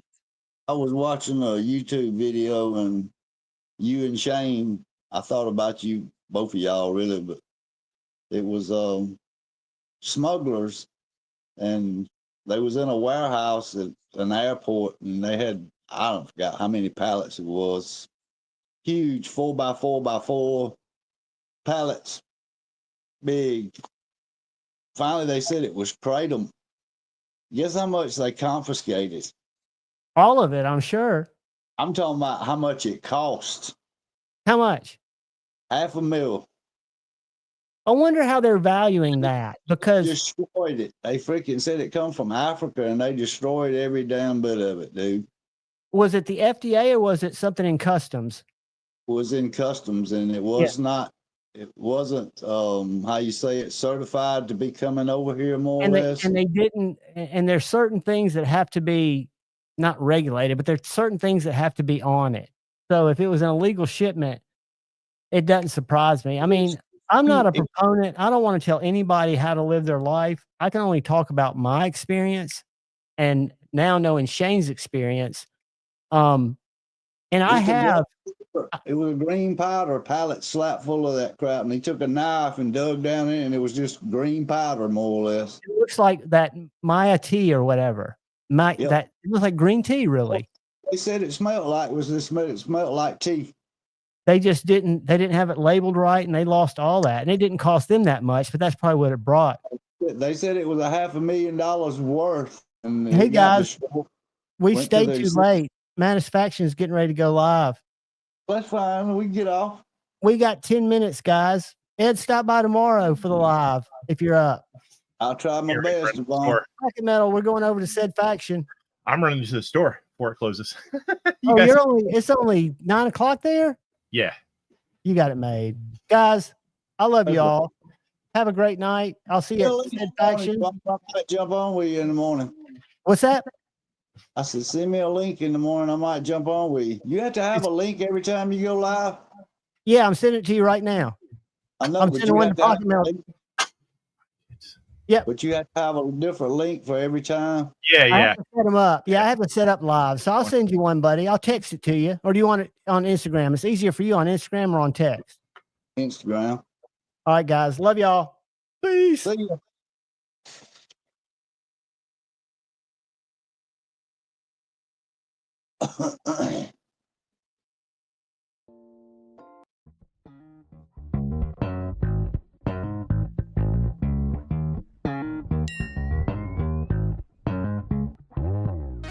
Sex, do it right. Sex, through the night. Sex, do it right. Sex.